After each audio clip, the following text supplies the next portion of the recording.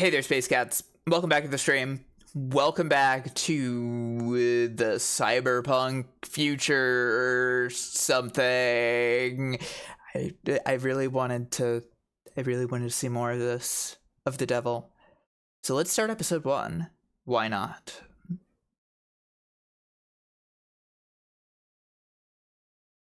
Let's go over here. Hooray! In a crazy sci-fi nightmare world where corporations have control of the world!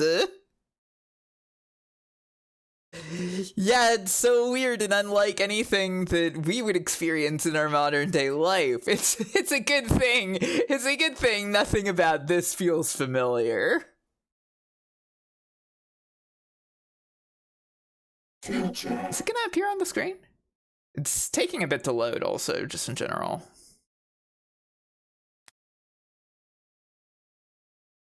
There it goes, okay, good. They made it up.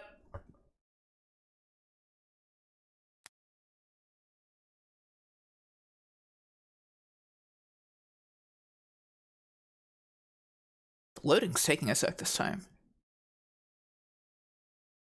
Whoosh. Look at my mouse, though. That's interesting enough for you, isn't it? There she is. Groove evening, viewers. Yeah, it's true. Lula has a bunch of other stuff she says, and I only do Hey There, Space Cats.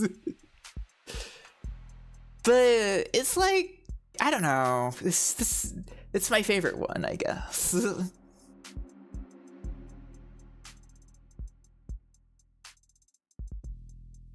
I mean, it's just like, it's a good image here.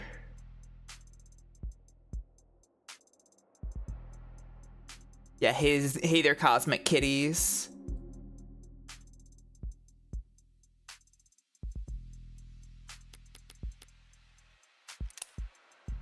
No, I wouldn't continue. Do new case? Okay, yes. Let's go.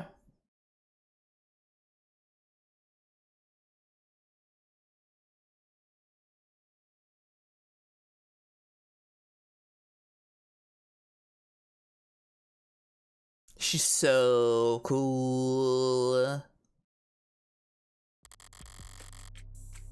You can choose to play episode 1 in High Roller mode. In High Roller mode, you're limited to 1 save slot, and you won't be able to reload your saves while inside the courtroom. Oh boy, okay. Quick saving and auto saves will be disabled as well. The minimum for ante and hands will be increased. The minimum and maximum penalties for answering incorrectly during trial gameplay will be increased. But the maximum ante will be increased as well, allowing you to earn the largest possible high score for credit in this episode. Completing this episode in High Roller mode will also unlock an exclusive phone charm that can't be earned any other way. You can turn High Roller mode off at any time in settings, but in order to turn it back on, you would have to restart the episode. High Roller mode is intending to encourage risk-taking and discourage save scumming. Consider enabling it if you want to pursue this mystery like a true gambler. Oh, man. For the perfectionist. Play like a real gambler. Are you asking for a challenge? Ah, man.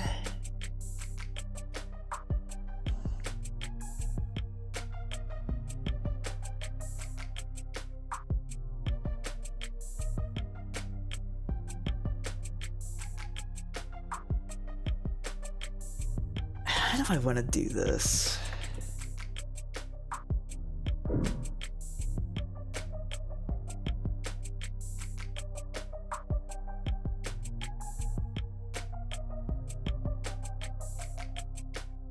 I was making saves last time, but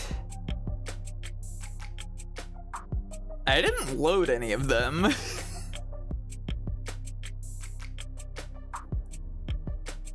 It's totally doable. Yeah, I bet it is. Welcome to the eye roller tables. Enjoy the thrill. I'll leave those up, just in case anything new comes up.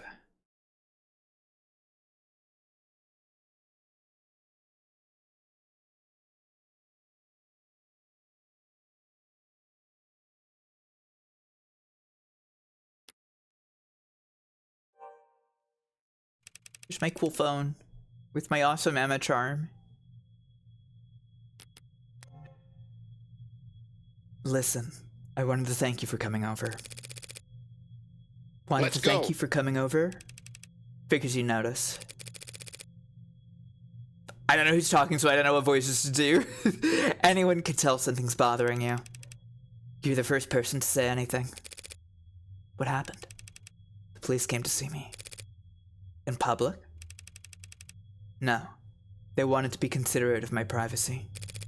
That's a first. They wanted to talk to me about the other week. About my whereabouts. And yours. I told them I didn't know anything. They must have loved that. Funny. What would you have done? In your shoes? Probably cuss them out. Yeah, I could see that. Is there anything you want to ask me? No. Not even for a favor in return? No favors lost between friends, I say. That sounds like a toast. Why not? To friends.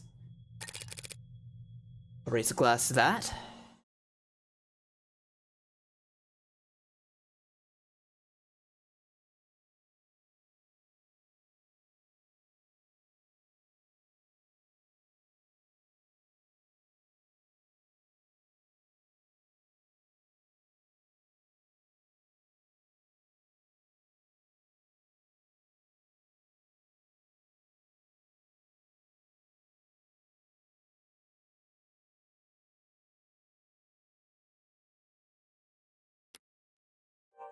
I feel like checking my phone before it kind of made it load.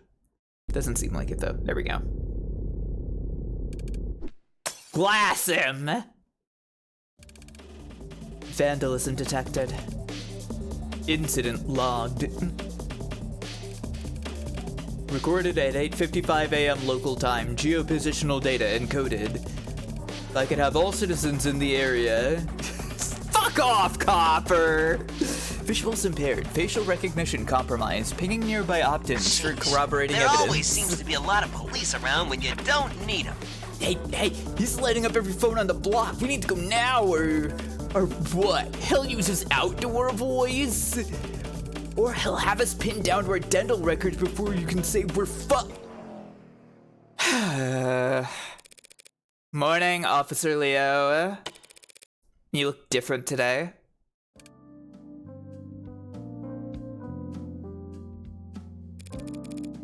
You do something new with your uniform? Good morning to you, Morgan citizen. Wow. Our Morgan profile is here. Body count, you cannot ask someone that. So true. Good morning to you too, everyone. We've maintained criminal defense attorney from the end of the previous episode in the Heartbreak profile. She likes trigonometry, rooftops, and bonfires. Dislikes sunburn, baths, and karaoke. She exercises by swimming. That's so nice. I wish I was doing that more. Her hidden talent is baking. I like that they've got new info in the profile this time. If it was a good Morgan, I'd be out killing. So true.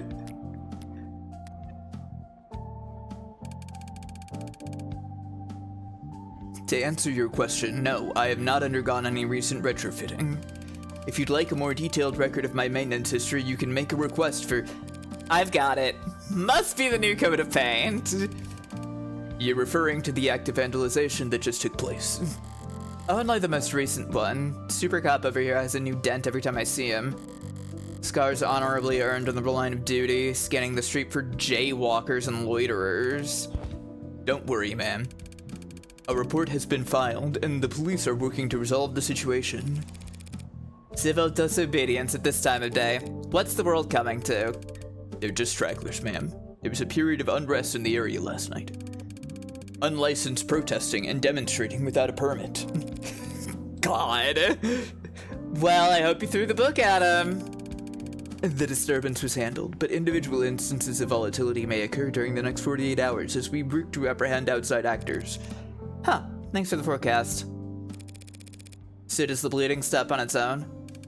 Androids don't have blood, ma'am.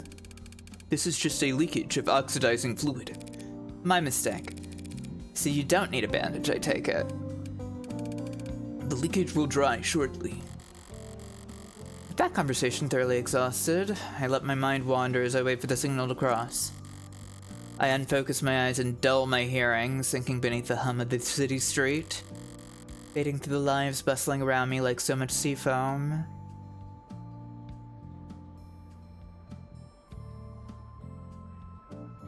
Across the way, a large man with worn hands and an ill-fitting belt turns to a gorilla-like hulk of a machine and cuffs his hands in front of his mouth. Yo, 61! The machine halts, lifting with uncanny precision and turns to him. We're going on break! The robot tilts his head to the side. Can't work the piler with that Schwinn up on the roof, so... I don't know, take a load off, will ya?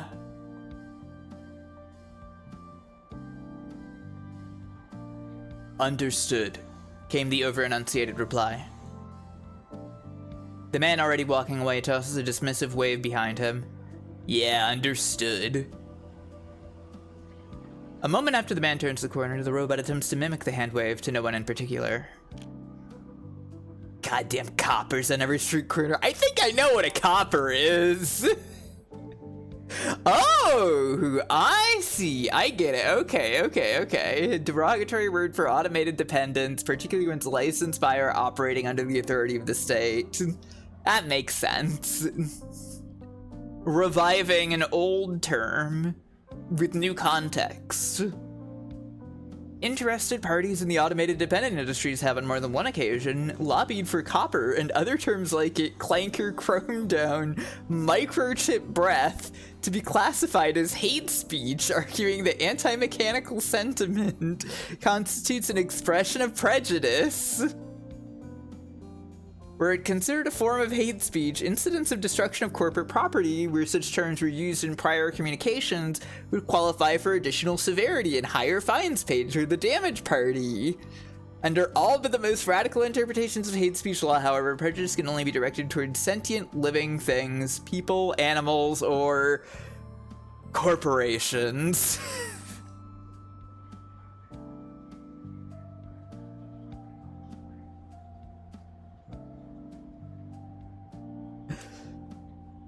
If you feel that a corporation you know has been the victim of a hate crime, you can report it at our confidential portal here. Crimes.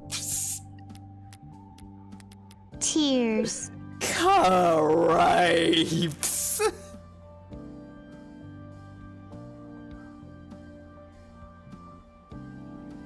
At a bus stop, or what used to be a bus stop, now a charging station, a passionate young man voices his democratic opinion loud enough for the whole street to hear. They declare martial law when I wasn't looking. The small woman beside him, trying hard to appear even smaller, shifts her in her seat.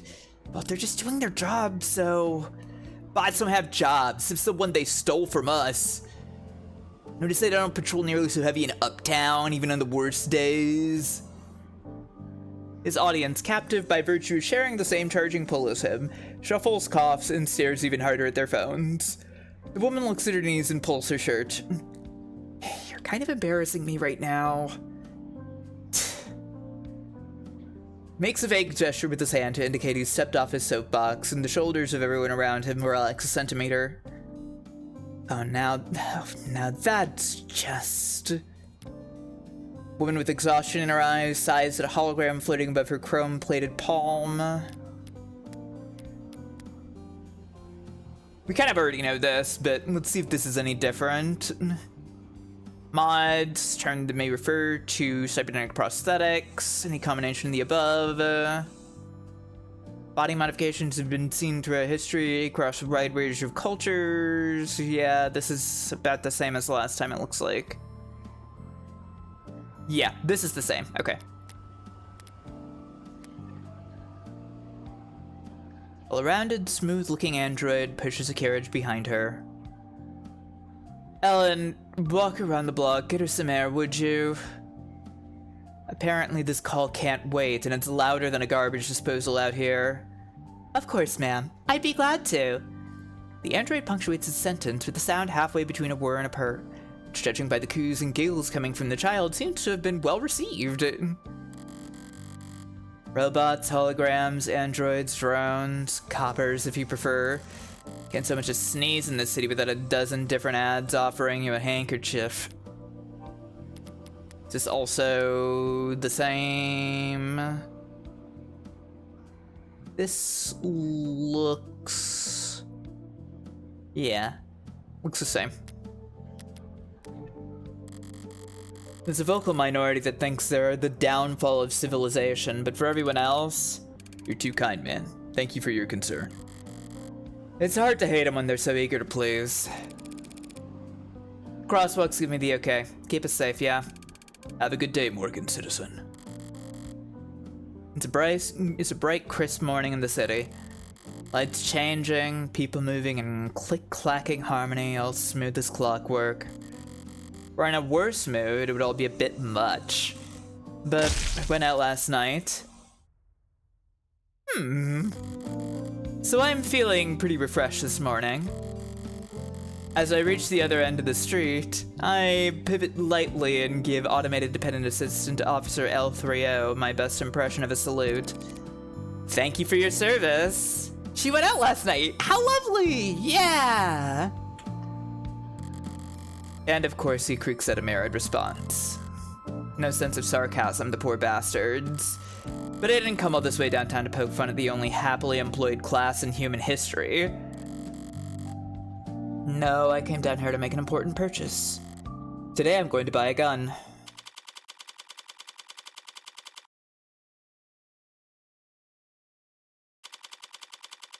Idle mind. Plaything of the devil.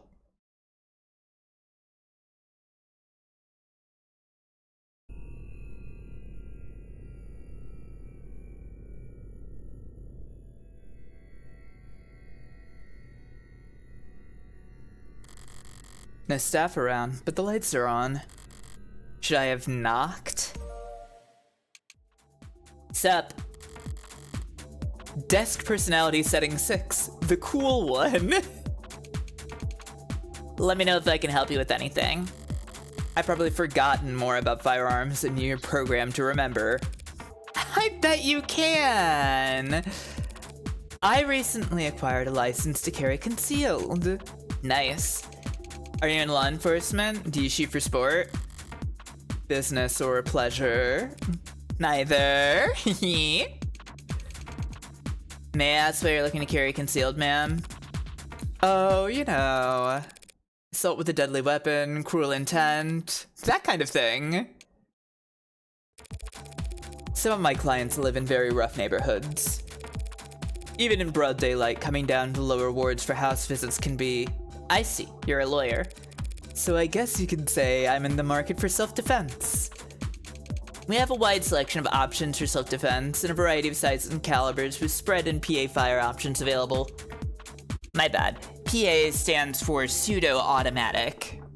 Wow. I know. But for concealed, it'd have to at least be small enough to, this would go a lot faster if I just tell the desk what I want.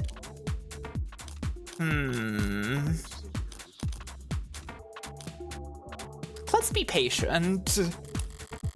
Walking in here and asking for a very specific model is gun nut behavior. I'm not trying to stand out. Exactly. Some of the ones I test fired at the range left my shoulders sore for days. Do you have anything more discreet? Right, no problem. Electromagnetic pulse models feature minimal kickback with the highest accuracy. One targeted pulse of electricity can disable attackers at medium to short range non-lethally and quietly. Sure, they're plenty quiet, but they also have piss-poor range, and even sustained fire won't do shit to any modder with insulation less than a few years old. Glorified tasers, barely suitable as party favors for anxiety-stricken college kids. Well, hopefully not too quiet. I'd want someone to come running to my rescue. Of course. Would you like to take a look at our mag rails? Bullseye. We're proud to offer a number of models that utilize the latest in miniature ultra-capacity batteries to generate a Lorentz force, which slings the slug fast enough to miss a limb at over 30 meters.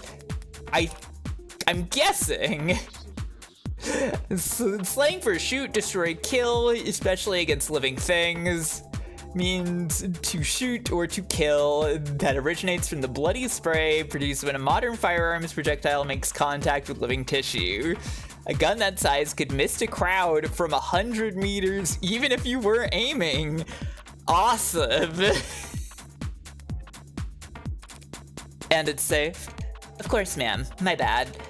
Two-factor safeties with GPS and emergency services sync. It won't go off unless you want it to, and someone will definitely come running. Easy though, all those convenient safety measures make it incredibly easy for the police, or anyone who can dupe their tool set, to lock you out of your own gun with the flip of a switch. You couldn't walk a piece like that down a single uptown street without passing through 9 or 10 no-fire zones. They're the very worst, most useless kind of weapon a criminal could buy. Sounds perfect! How do we get started? Why does it feel like every desk I run into has to be such a character? Mercifully, it's tucked itself away while the fabricators get the gun tagged. I've got time to kill, so anything worth checking out around the shop? Oh, there's an advance button. Okay, but why would you do that? Hate these kinds of screens. Gotta look at them with your nose turned up or else they start eye tracking. Next thing you know, they're saying hello on a first name basis.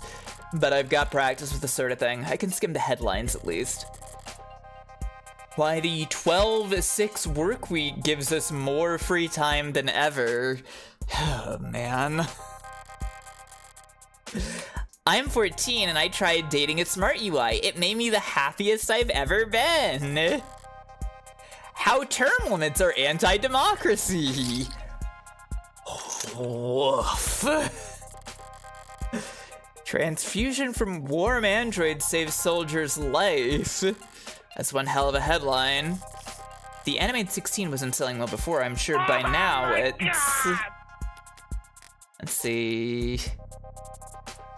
We kind of... Did it? I don't remember if it was...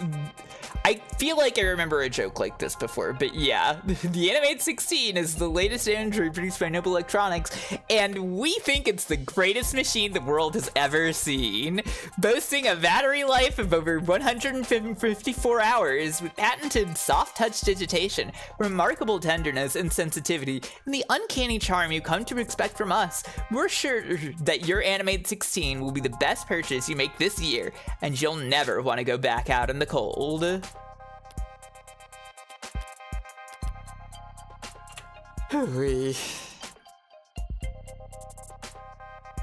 The Emma phone charm is so good. I'm so happy it's here. It's so good that she's just waving around back there. I can't believe you'd find stuff meant for right-wing dipshits in a gun store. Yeah, what a surprise.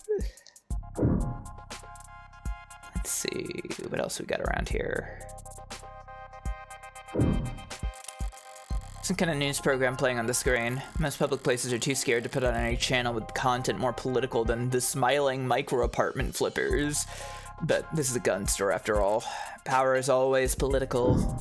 That's true. Someone left a datapad out here. What's in the news today? Lobo threatens Tetra with ransomware vulgarity. Okay. The internationally wanted terrorist and serial data thief, most commonly known as Lobo, has seized a cache of vital keystone data files belonging to the Tetra Metallics Group, according to a press release from the mining conglomerate. In a blitz of cross-posts on 90 different socials. God, you know, I know we all talk about the 4 websites, but the idea of 90 different social media platforms is, it's kind of making me even more upset thinking about it. Translated into all 11 dominant languages, the supposed hacktivist radical conservationist, and gentleman thief made clear their intent to ransom said files back to their lawful owners at severe cost. Is this Lupin? I mean, you're using a different word for wolf, and it's a gentleman thief, so I would assume there's probably a wink there. So 30 social media websites is your ideal. Though the posts were quickly flagged and quarantined thanks to user reports, Lobo's latest manifesto, which we have declined to publish here on grounds of journalistic integrity and due to the strong language contained within, has remained in circulation thanks to a loose network of rogue data harbors. In addition to a sizable monetary ransom, Lobo put out a list of demands that spanned pages. Most prominent among them was a call for de-escalation of all conflicts surrounding rare earth metal deposits around the equator. Sources at Tetra refused to confirm or deny that Lobo's captured data impacted only their billing services, but insisted the corporation could not in good faith resume distribution until the ransom situation was resolved. I see. So Tetra is in and of themselves also creating a ransom situation. Awesome. Market prices for rare earth metals surged following the hacking attack as supply halted and demand rose, stoked by memories of catastrophic supply chain disruption in the mid-21st century. A spokesperson for Mining is Progress, a lobbying group that represents the rare earth metal industry, called Lobo's repeated attacks acts of terror against the free market. Whoa there! Looks like you're not logged in. Want to take care of that real quick? Lobo again, or someone using their name. Right, that's one of the articles. I know, I just read it. I just don't want the dot to be there anymore. I suppose it doesn't matter if they're the original or not, so long as they're a genuine threat. And no one could snare a corporation as rich as Tetra without serious skills. It does seem consistent with Lobo's politics, making demands for... Let's find out more. We tried to... Lobo, we tried to process your request, but Lobo beat our ass till we ragdolled. The big bad wolf was here. You are welcome for clearing out this cache of soy slop before it could clog your brain's arteries any further. To whatever dumbest dishwater script kiddie they yelled at to come fix this, a word of advice from your superior. I own that password suggestion algorithm. Want to breathe secure? Try this. Relax your shoulders, stand up from your desk, take a deep breath, and then firebomb your own servers. Literally cheaper for you at this point. For the rest of you slack-jawed screen lobotomites looking for a little excitement in their search history, find a pig, rip their throat out. That'll teach you how to run with the wolf. Lobo is king. Wow. What a guy. I don't know if this sounds like they're a gentleman thief, TBH.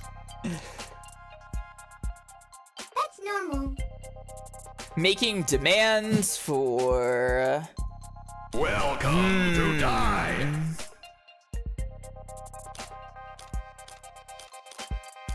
Hang on. Let me double check this.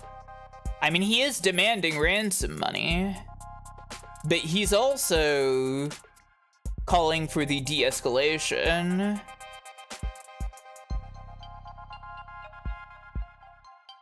The question is whether we think this is meaningful with respect to like what he's saying.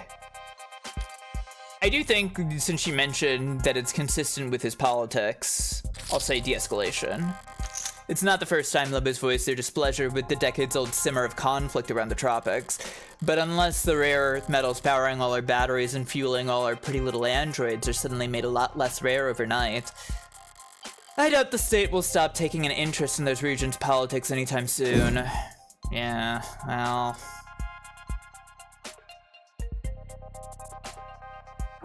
Oh. Yeesh, would it kill you to clean up a little? Guess a desk kindly asking customers not to litter can only get you so far if you're not willing to pay someone to sweep up. Wait, is this trash? Is flyer scannable? Stagnancy theory, really? I get a lot of self-proclaimed philosophers in here? A stagnant world, modern man's plateau. Renowned net philosopher Corbin Cawthorne, real name withheld, offers to take you on a deep dive into the global trends and sociological patterns that have driven our planet to the halting point in his groundbreaking, controversial seminar. Moore's Law used to be the benchmark. Now it feels like a pipe dream. We used to dream of humanity marching bravely into space, of artisans crafting virtual wonders that made the confines of your own reality seem limited. Instead, our brightest minds spend all their time and effort kicking the can of climate crisis down the road, while their more fortunate peers spend their most productive working years in search engine optimization and customer experience design. The middle class, eaten alive by the rich they prop up, can no longer afford the very products they help create. Without mass consumer demand, tech no longer has evolutionary pressures to be as small and as powerful as possible. In stagnant waters, only parasites and disease grow plenty. The only cure comes from you taking action. There's another link at the bottom, probably leading to a collection dish. Or a state honeypot if you want to be paranoid. They better burn this shit before some neat freak idiot picks it up and gets arrested. Wait, how long has it been? Shouldn't take them that long to get my gun properly bugged. I'm sorry, we've received a breaking news story. We're seeking confirmation, and yes, we have it confirmed. Lead programmer at Noble Electronics and famed designer of the Turing solution, Dr. David Assure, has passed. What? Proprietary Vantage Automated Dependent Management System along with the anime series of androids. Must be some kind of corporate propaganda tactic, or... No, they wouldn't risk fake news, but why? Perhaps best known for his breakthroughs in the field of machine learning and language. Misinformation, maybe? Trying to... authored many of the developments that allowed for Noble's rapid growth and market dominance. David Assure is dead? Including the popular death series of smart UIs. That's very sad. I didn't ask. Sorry, I just... Commands only. Understood. Will you be paying with cash or credit? Debit. That makes sense for her.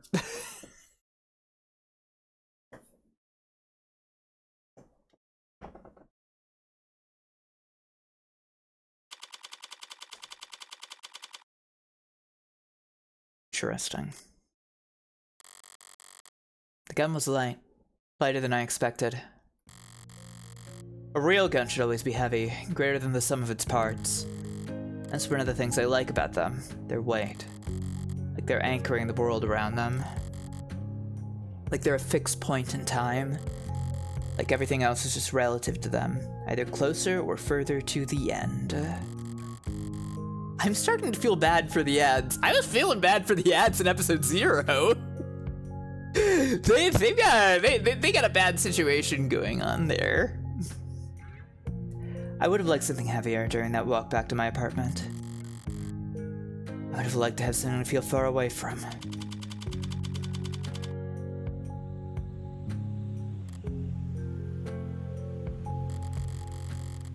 Didn't realize I was home until my hand was on the door.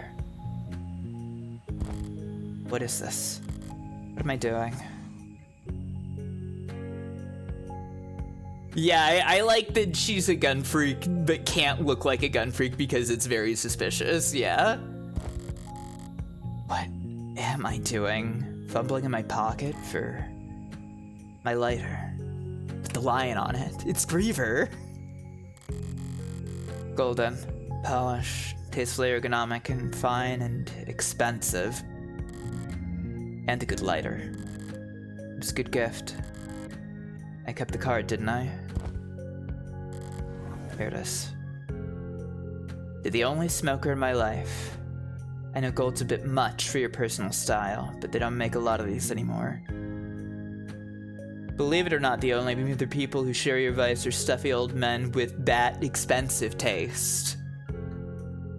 Hope you can manage to get some use out of it anyway. Your friend, David. David Assure. October 28th. Lead programmer at Noble Electronics. Street food, crowds, fishing. I almost thought that said fighting. I was like, that's surprising. Dislikes brain freeze, driving, lint. Eyeglasses custom designed by Fiyama. Shampoo expensive. Sense of humor unique. David is very pretty. Yes. Can I just say? Can I just say I've used the name Fiyama on other websites before. It's in my Fightcade name, so I'm not like bothered by people being aware of that. There was like a brief moment where I saw that and I was like, did they fucking read that off my fucking my Steam profile or something? What's happening?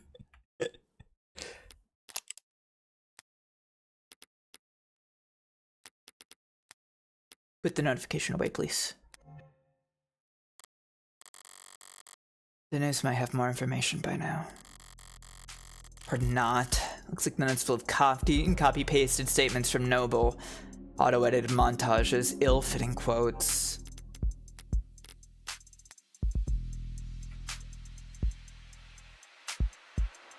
David Assure was, God, the red for what was just edited is really something. A renowned computer scientist, user experience designer, industry leader, philanthropist, and the lead programmer at Noble Electronics.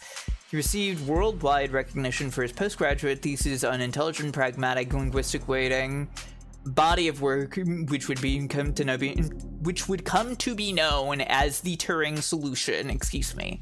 Though he retained the original patent on the Turing solution for the rest of his life, he was famously unlitigious. By most industry experts' estimates, the Turing solution exists in some form in 92% of active automated dependent source codes. David Assure's philanthropic efforts and invaluable skills placed him at the front and center of Noble Electronics' public image. Many considered him to be the unofficial face of the company, and his private life graced the tabloids and gossip sections of the net on many occasions. David Assure passed away on July 7th, 2086. Citation needed. This entry has received an unusually large number of suggested edits in the last 44 minutes. Dissemination of disinformation is a class 3 misdemeanor. Spreading conspiracy theories about public figures is a violation of our terms of service.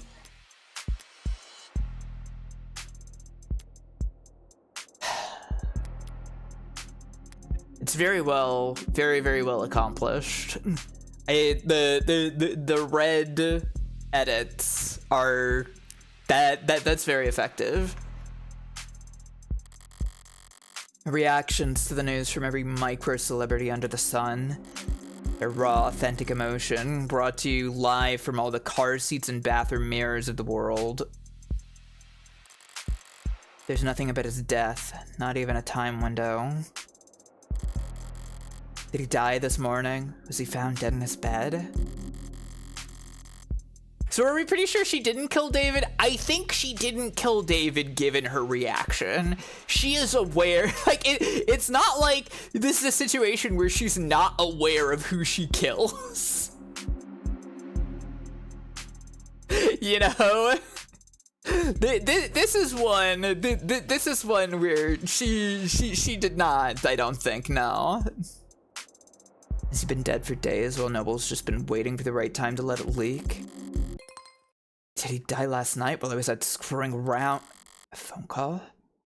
Better not be work-related. I'm not in the right mood. Oh, Morgan! Hey! Thanks for picking up so fast. She's Jessica Starling, who asked me to call her. Hi, Jess. Tell me more.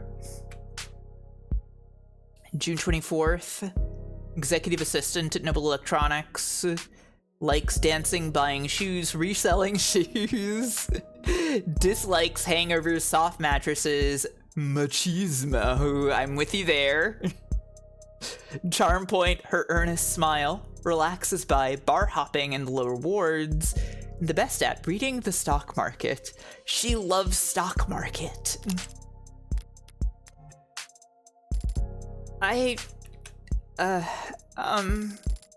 Listen, I need to... I've already seen the news. What? Of course you have. Duh. I'm sorry I didn't tell you sooner. With the company and their people and all the... But what I mean is, if it were up to me, you would have been the first call I made. For a decision like that to be up to David's assistant, but 1,000 other Noble employees above her on the ladder would have to get axed, but it's alright, Jess. No one ever really knows what to do with these kinds of things. Still, I'm sorry you had to hear it from a stream, Chiron. What difference does it make how the information gets to me? I could have stumbled upon his corpse myself and I would still feel mostly the same. Well, I appreciate you taking the time to call anyway. Yeah. If I want more information, she's the best source I'm gonna get, maybe for weeks. But to ask at a time like this, I'm supposed to express denial first, but she's probably short on time. I don't feel like following the playbook to the letter right now. Can you tell me what happened? The police think that he took something. Suicide? And the police are already involved? They say it was some kind of poison, or... God. Noble's got a lot of weight to bludgeon the state with, especially in this city. I would think they'd keep the police at arm's length for at least a few days. Listen, Morgan, I need to ask something of you. Of course, Jess, whatever you need. Whatever you need? A bit much, but she's grieving. This is just how people talk. It's not like my day was really salvageable anyway. I'd like to bring you up here, to David's place. What do you mean? There's something I have to give you. You're not handling his will already, are you? If the police are involved, it'll be a while before... No, I'm sorry, it's not like that. Before he... Oh. Does she have asthma or something? No, please don't hold back on my account. David wanted me to get this into your hands. It wasn't work-related, but he asked me. I know I'm asking a lot here, but since this turned out to be the last thing he ever asked me to do, I'd like to get it done. I don't like showing up at crime scenes more often or more quickly than strictly necessary. And that's when I only have to worry about the police. Noble looming over this, security will be doubled and scrutiny tripled. This is too risky. There's no logical reason to agree to a request. Swing by my place with a cab, yeah. Besides my own morbid curiosity. Right, of course. Thanks, Morgan. Thank you. Wait, I almost forgot! What is it? You don't happen to have anything you could wear in black, do you? I mean... like, mostly, I would assume.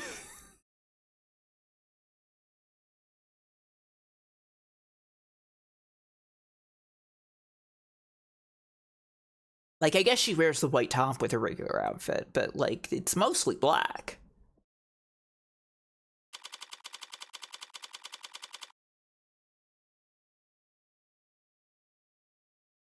Wait, so this says... Hang on. This says it's July 1st. That's what I thought. But the search term says July 7th here. I wonder why.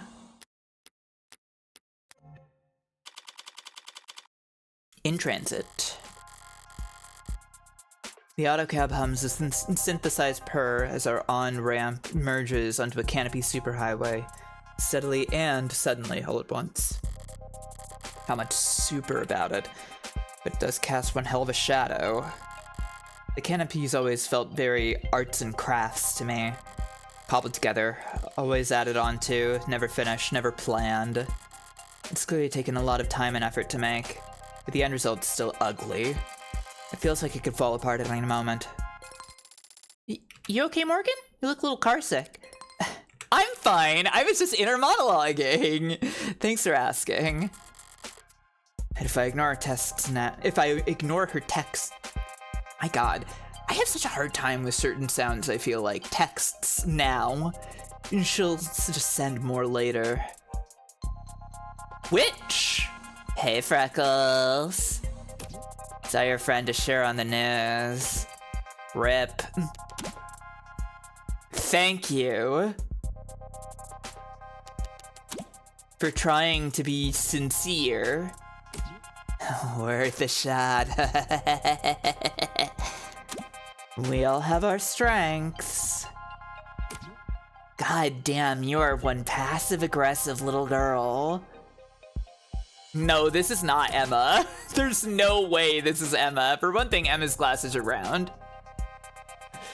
Why does all your filial piety go out the window whenever you talk to me? Filial piety doesn't work on you. You love yourself too much to appreciate respect. True, true, went the train. See, Freckles, you can be very insightful. When you aren't too busy side-eyeing the whole world. Wonder where I picked that up from. Not from me. I'm pretty sure you were born muttering insults under your breath. The nurses tried to make you cry and you responded by giving them self-esteem issues. Did you ever have dealings with Noble?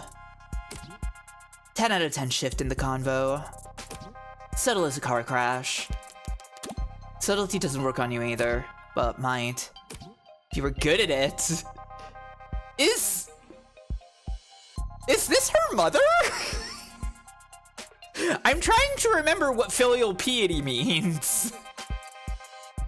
But I'm pretty sure it's about, like, family. Yeah. This is an insane tone for your mother to be typing into you. I'm gonna be honest. I had been thinking about the Morgan interview. Respect for parents and elders. Huh, okay. So it's not necessarily her. Oh, wait. She mentioned the cougar from hell at one point. This must be her mentor. That's probably it.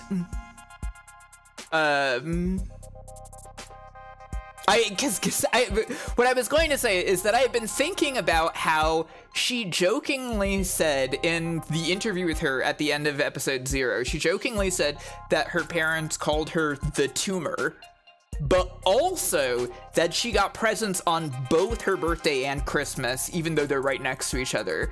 So I was like, one of those sounds resentful, one of those sounds like she was spoiled. And I've been wondering, like, which was which, right? Like, what's the deal there with her and her parents, right? But yes, I think this is the mentor figure, not her actual mother. This is me asking you for advice.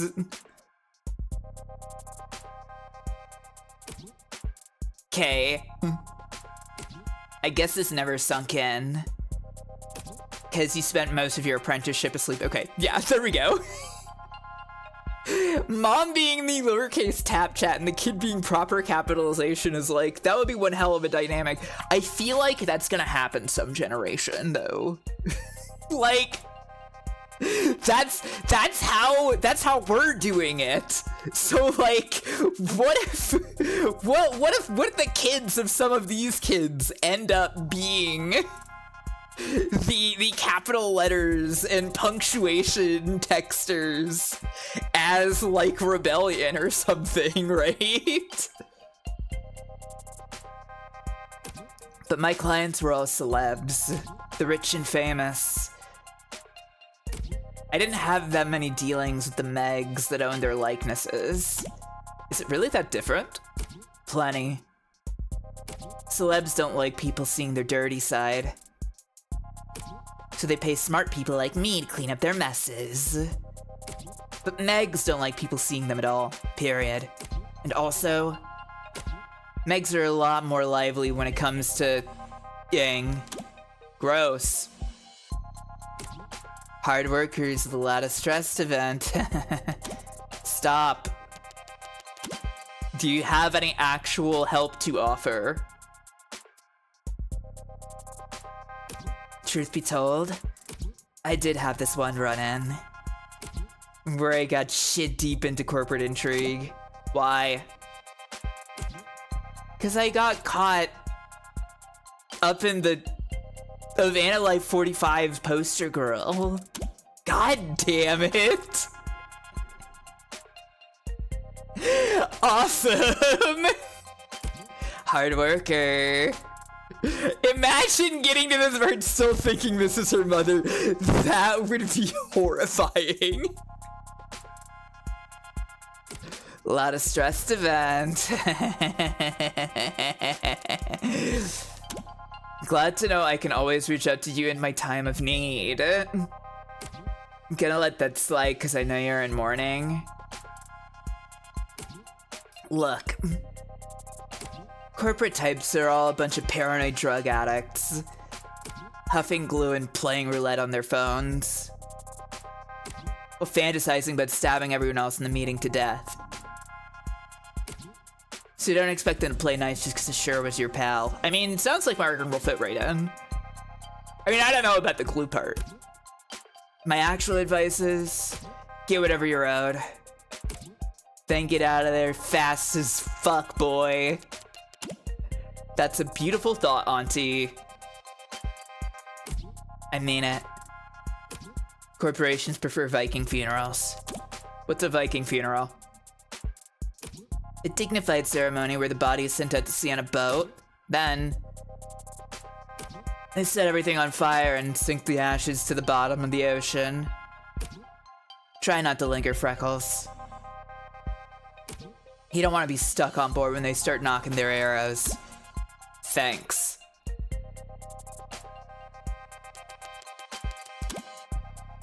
But what the hell was that about me sleeping on the job? I worked harder in one day than any Gen Alpha drunks did all week. Should've worked smarter, lol. If you want to go there. You did literally fall asleep on the job. At the Christmas party. Sweet dreams. Okay, this photo's awesome. This photo's awesome. I do like her. What is that? What is that? Why do you have that? Why do you have that? It's not even accurate. Work parties are still work, Freckles. I only had my eyes closed because all you old farts had your camera's flash on. Morgan? Something wrong? You're sweating. Just deleting some spam. Let's find out about Masters. Victoria Masters. That definitely is the perfect name for the cougar from hell. Date of birth July 7th. Wait, depends on the time of day. Triple question marks. I noticed she has the same blood type as Morgan. I didn't actually look up what AB negative implies about you in blood type horoscopes. I probably should have done that, but I forgot about it.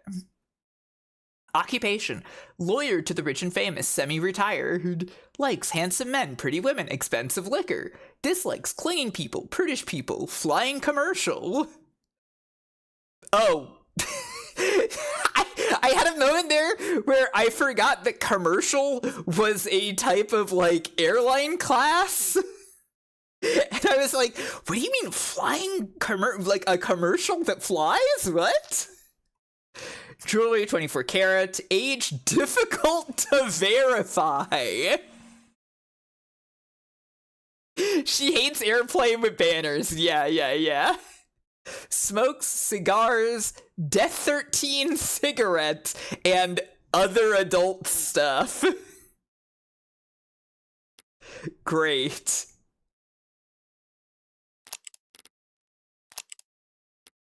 They're both AB negative.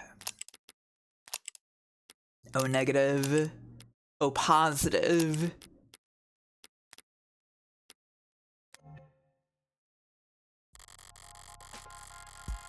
We get a couple more minutes of crawling through the canopy's guts before we reach David's part of the city. Uptown, our better half. Gleaming opera houses and towering corporate apartments. Boutique shops with more cameras than customers. Penthouses stacked upon penthouses in a frantic climb to the top of the rat pile. All ringed in by restaurants with long wait times and small serving sizes. The joke is that uptown folks go most of the year without touching street level. Not much of a punchline there, it's basically true. I was wondering at this point if, like, the canopy has essentially become fucking Final Fantasy VII Midgar shit. By now, this whole block must be swarmed with cops, themselves surrounded by media and all encircled by onlookers.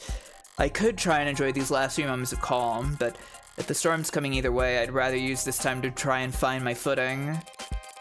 Actually, Jess, if you got a second, I was curious about... Let's see... that headline. Request David's death.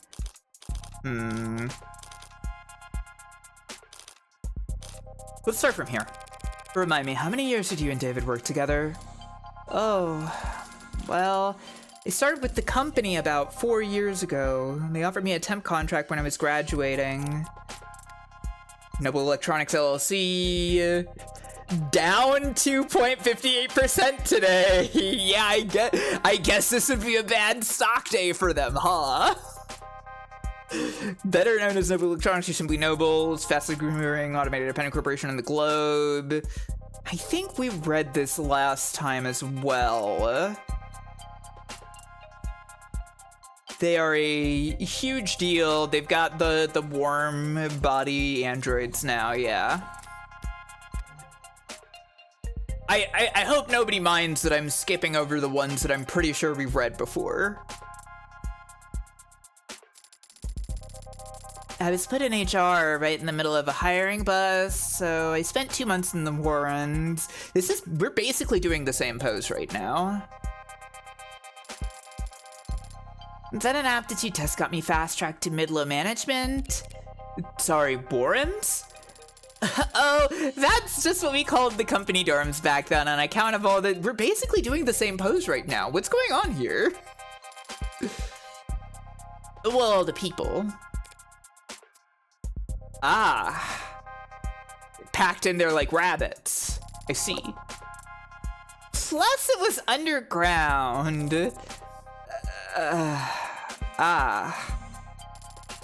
Didn't see the sun that first month. My skin got so dry. Is that normal in your industry? Normal for everyone I've worked with. Except David, of course, but I mean, he was the best. Yeah. One Tuesday morning, Dr. David Asher walked right up to my desk like I won the lotto. Said I could come work for him, Dr. David Asher, directly. On a random Tuesday morning, like it was nothing. He didn't like to do things on Mondays. Said people were always too tired to get anything done anyway. Yeah, that's right. He did say that. I should know by now, right? 3 years of arranging meetings and keeping them organized and occasionally straightening its tie. He was a good boss. He was a good guy. Yeah. When'd you last speak with him? In person? Thursday afternoon. The day before yesterday. So it's Saturday? He seemed normal. I mean, We still don't really know anything, Jess. You're right. Thanks. Thursday's the last time I saw him. That was when he asked me to meet with you. I think that leads into the request itself, personally. Jess, I have to wonder, what kind of request did David make of you that it couldn't wait a few days?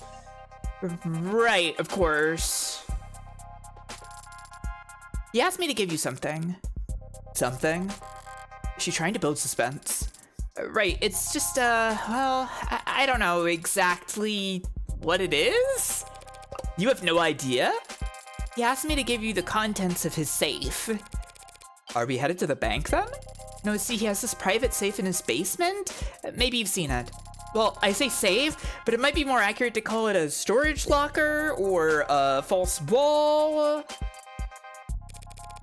I know the unlockable ones never end a convo. Wait, did I accidentally pick one that would end the conversation? Did I fuck up? Wait, did I misread and that ended the conversation? No, I didn't. Okay. I'm following the flow of the conversation, you know? She mentioned David's request, so I pick request next.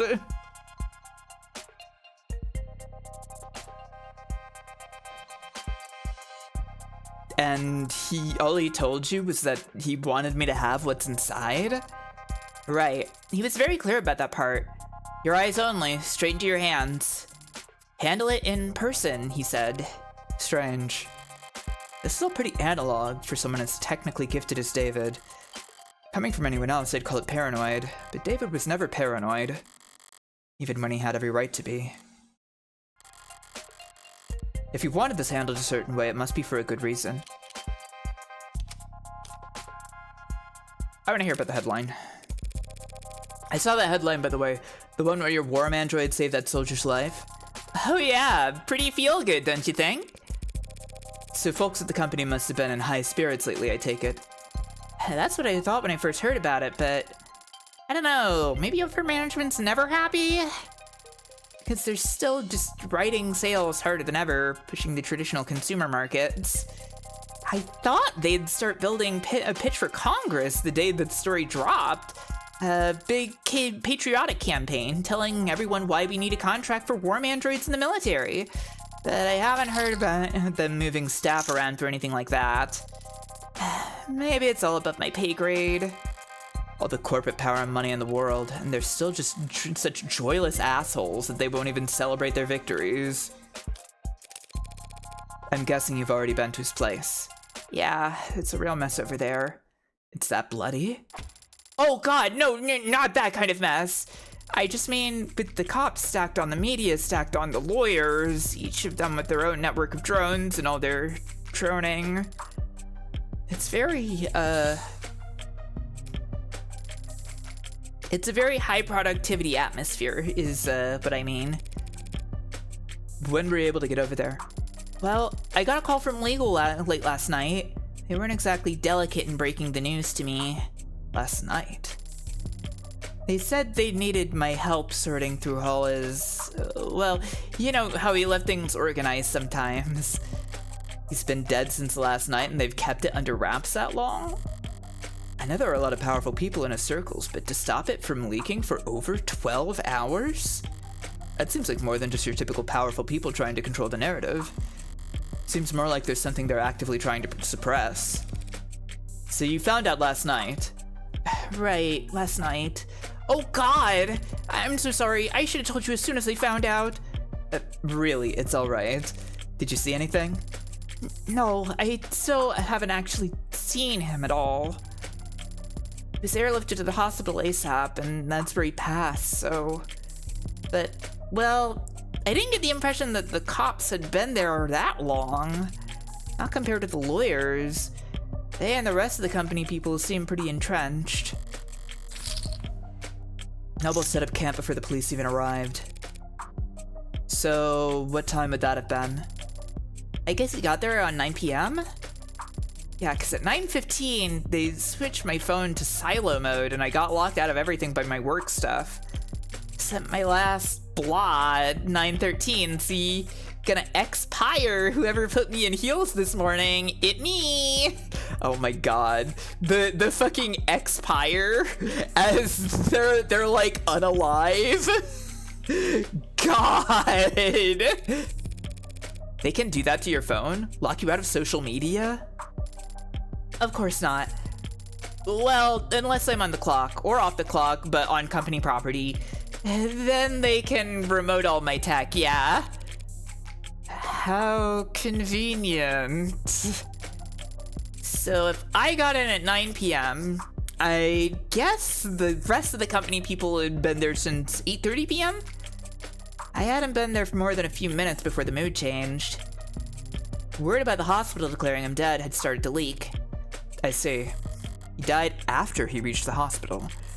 That's unexpected. It's 2086. You might be in trouble if you get stuck in bureaucratic purgatory when you need to be in the emergency room. But other than that, if you reach the hospital alive, a good doctor can stabilize most any patient within a few moments. And Noble Electronics' lead programmer would have a very good doctor. So what the hell happened? Is she mistaken? Was he just not officially declared dead until reaching the hospital for some reason, or... Hard to think about. I know. Yeah. Or hard to believe. So, David asked you to do this on Thursday, correct? Yeah, Thursday. And he passed last night, Friday. Yeah. Wait, you don't think that that when we met, he had already decided... It's not healthy to speculate on that sort of thing. More importantly, it's not helpful. The dead don't have anything to offer the living. I should know. You're probably right. Besides, we'll need to focus, Judging by the side of the crowd I'm looking at, it looks like we're about to jump into the thick of it. Oh boy.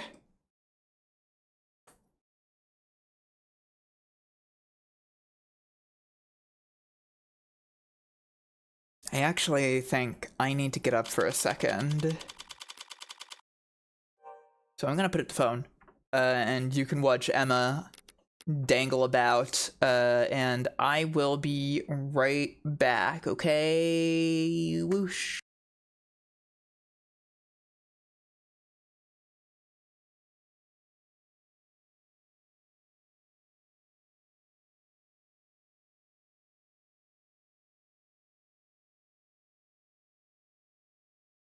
Stay tuned.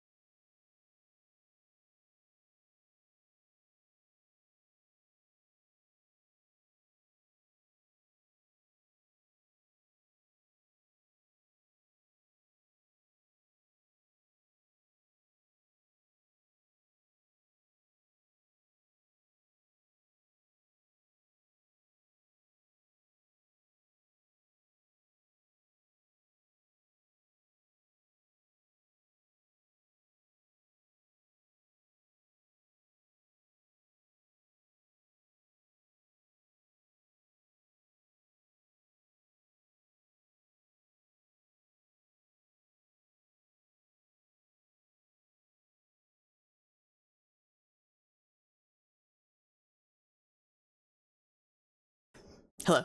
Sorry for leaving you alone in silence, but I'm back now.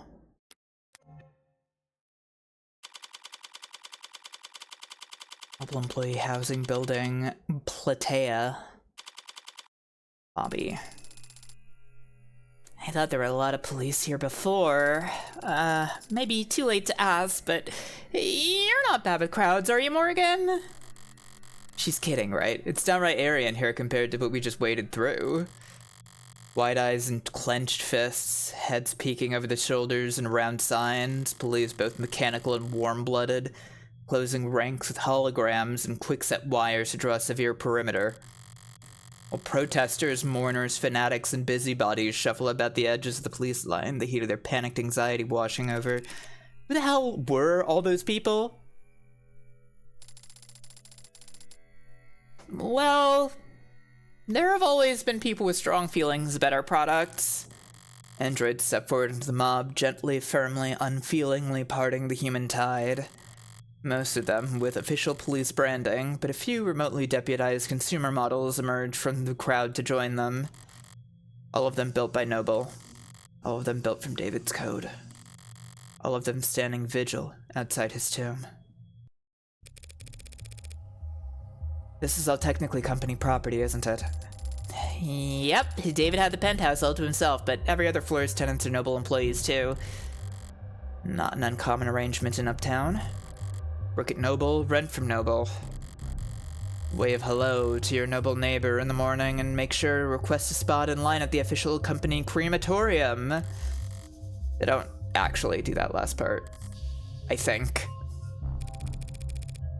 Does Noble handle employee funerary arrangements? I love that we got the inner monologue of her thinking about that and then she asks it out loud. Really good. Yeah, it's pretty standard benefit actually. It's cheap for them compared to dental. But Noble's always been generous with benefits.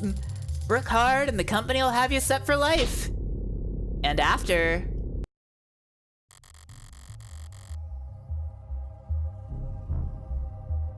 Both the state and Noble have gotten themselves entrenched here in the lobby.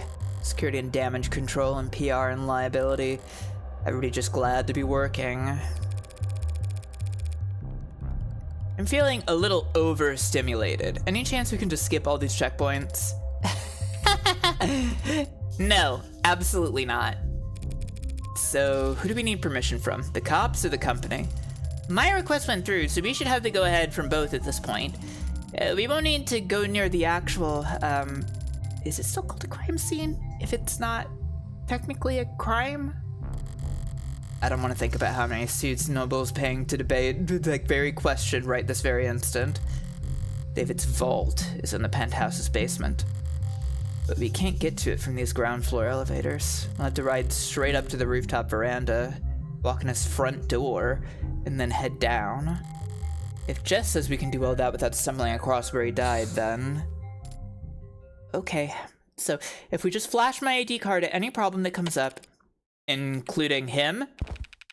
Hey, London. I was expecting to see you pretty shortly. Hey, ladies, look, I'm sorry, but I'm afraid we're at capacity at the moment. Let anyone else buy and won't be able to maintain... you're that lawyer, Morgan. You caught me, detective. How long's it been? Feels like it's been ages. I think it's only been a month in game. The episode 0 was June, right? Oh dear. Not still bitter about our last encounter, I hope. Shortly, but he's tall. Well, I guess you're right about that. Morgan seems like she's pretty tall too. Either that or Emma is really short. I don't remember. Hang on, let me check that those profiles. Oh right, 175 centimeters. I don't know how much that is.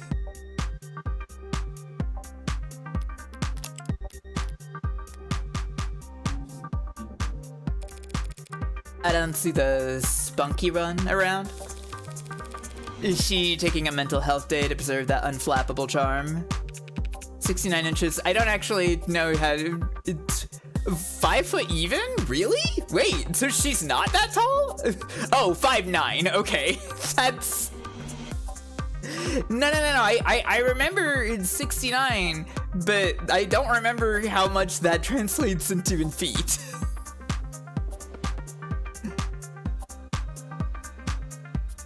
I'm not good with numbers, okay?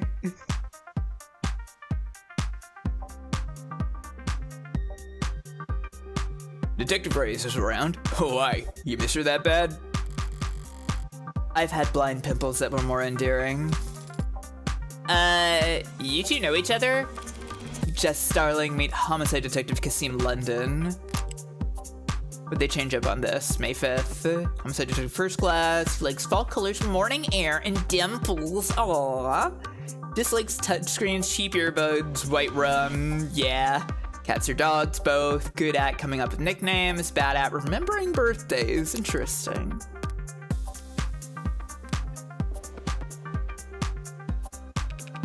It's a pleasure, miss. Oh, likewise? As you might have guessed, the detective and I are acquainted. Comes with the line of work. Morgan's being modest, sweetheart. We're practically blood. Oh, wow, me? Sweetheart? Something wrong, Starling? Huh? No, nothing wrong. Huh? Morgan is Morgan not processing that she is finding London attractive? How relatable.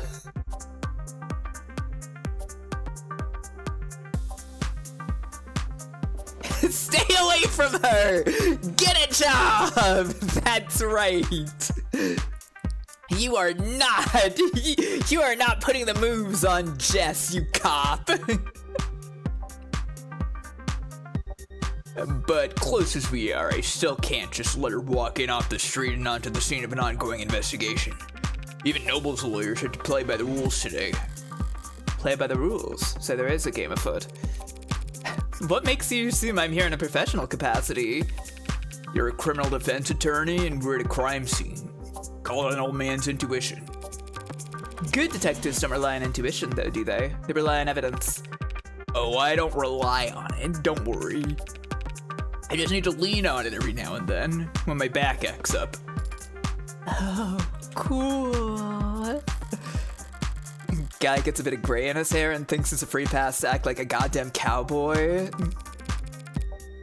Well, I'm afraid your institution is not, your intuition is off this morning, detective. Girl, get better taste. This is so funny to me. Everybody hates London. What's going on here? Okay. I have no stake in this, right? But from my outsider's opinion, I'm like, I don't know. I can see people being attracted to London.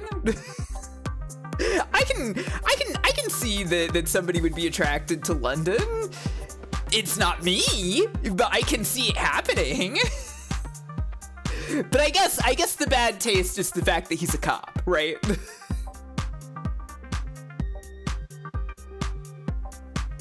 The bad taste, the biggest portion of the bad taste here is you don't date a cop. Come on. He's a bit of a dipshit. Yeah. I'm here on a private matter. The deceased wasn't your client? Also, I like how just as a communicator like yours, yeah, there's some weird similarities between us. We've got the earpiece communicator. We have some similar poses. What's up with that? He is a bit of a dipshit, and that's depressingly working on me. See, I know that stuff works on people. I've observed enough men likers in my time that I think I have an idea. I think I understand. No, that would have been a conflict of interest. Conflict if you two knew each other. I see. In that case, allow me to give you my condolences. Thank you. I just got here, so going purely by appearance, he would be attractive if you didn't tell me he was a cop. That's what I thought. That's what I thought. Okay, yeah, he seems like he is a perfectly attractive to people kind of guy, as long as that's what they're into. You love a woman who can eviscerate you and a man who's a dumbass moron. I would add 2 letters to that sentence. The facial proportion seems off too. I think that's just a stylistic choice. It's been going on with most of the characters. I think it looks interesting.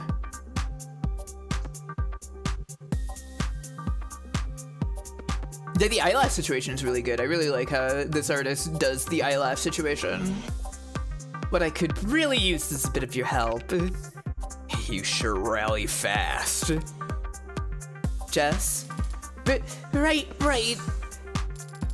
We have this clearance here, Detective Sir, from legal, which allows us... That's all right, little lady, I trust you. You can leave the paperwork holstered for now. Little lady? The eyelash situation is like a skin fang for you. I can see that. I like this a lot more than I like skin fang. I think it's fun with the eyes. She's so easily charmed. She's so heterosexual with it. Jess has to stop falling for the oldest line. She's just a straight girl in the world. We can't blame her for it.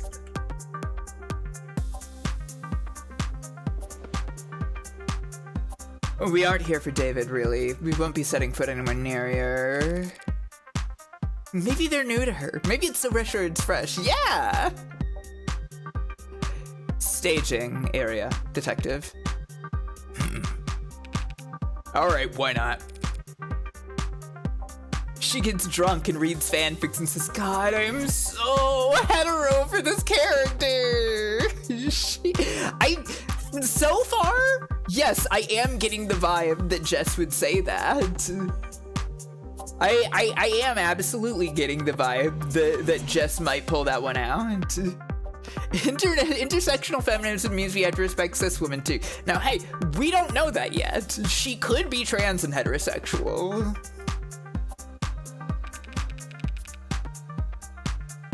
I can afford to be kind and generous today, because if I screw up... He gestures to the lobby full of suits and cops. Plenty of folks at hand ready to pick up the slack. Well, if you're that at ease, perhaps I can take this time to ask you a few questions. Hey, you can always ask, Tiger. But I think you understand what I mean when I say whether or not I can answer is not entirely up to me. Looking tired? You're looking a bit haggard. How long have you been here anyway? I mean, he's always looking a bit haggard. I guess the last time we saw him, it was 3 a.m., so... London could be trans too. It's entirely possible. There are any number of characters here who could be trans except Morgan. She's the only one. Since this morning. But civilized folks don't call it morning when the streetlights are still on. And to clarify, I'm specifying that Morgan has to be the token cis character because she canonically dislikes her first name. There's no way that you're gonna be trans and dislike your first name. That's literally not possible. You picked it yourself. You're going to like it.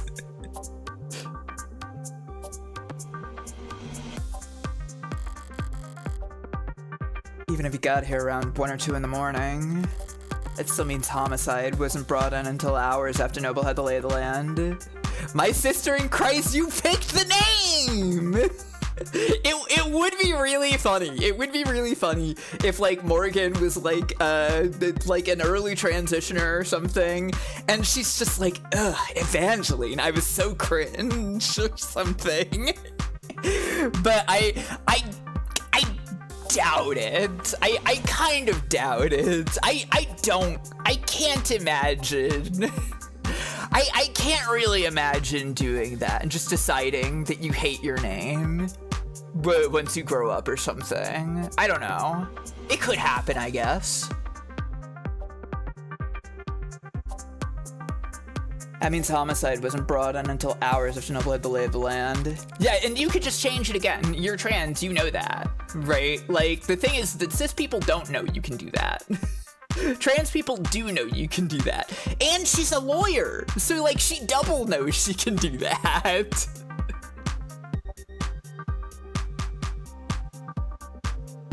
Maybe she's just lazy. Maybe. Sounds like you could use a break.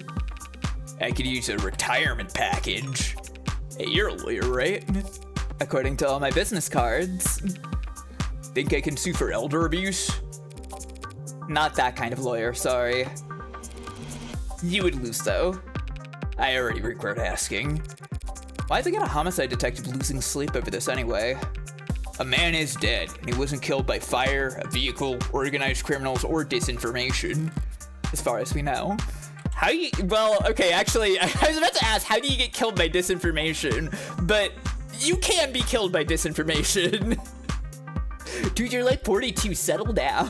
Yeah, he's got a little bit of gray. He's got the stubble and stuff. He's got some eyelines. He doesn't seem that fucking old. He doesn't seem that fucking old. Come on. He's anime old, yeah. So at the moment, homicide's technically not the worst fit. But we're leading in name only. A high-profile death like this, everyone's got an eye on us. And a hand placed firmly on the back of our neck.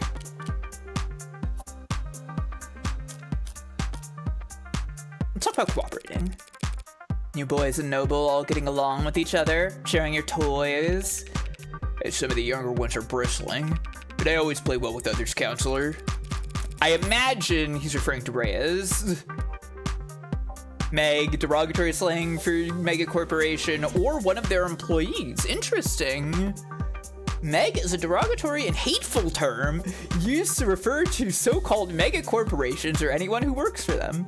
There are numerous unverified explanations for how the term originated. Some say it is a natural evolution from the slang word shark, which was used to refer to ruthless individuals or businessmen in the late 20th century. Others claim that Meg was originally short for Megan, a sort of archetypal individual that defended the contributions that corporations have made to society. Not from Mega Corporation? It's not from Meg? Mega Corporation? It's not Mega? Tired of having to read anti-industrious sentiment on the net? Check out our auto-censor tools that replace harmful words like Meg with family-friendly alternatives like job creator or patriot.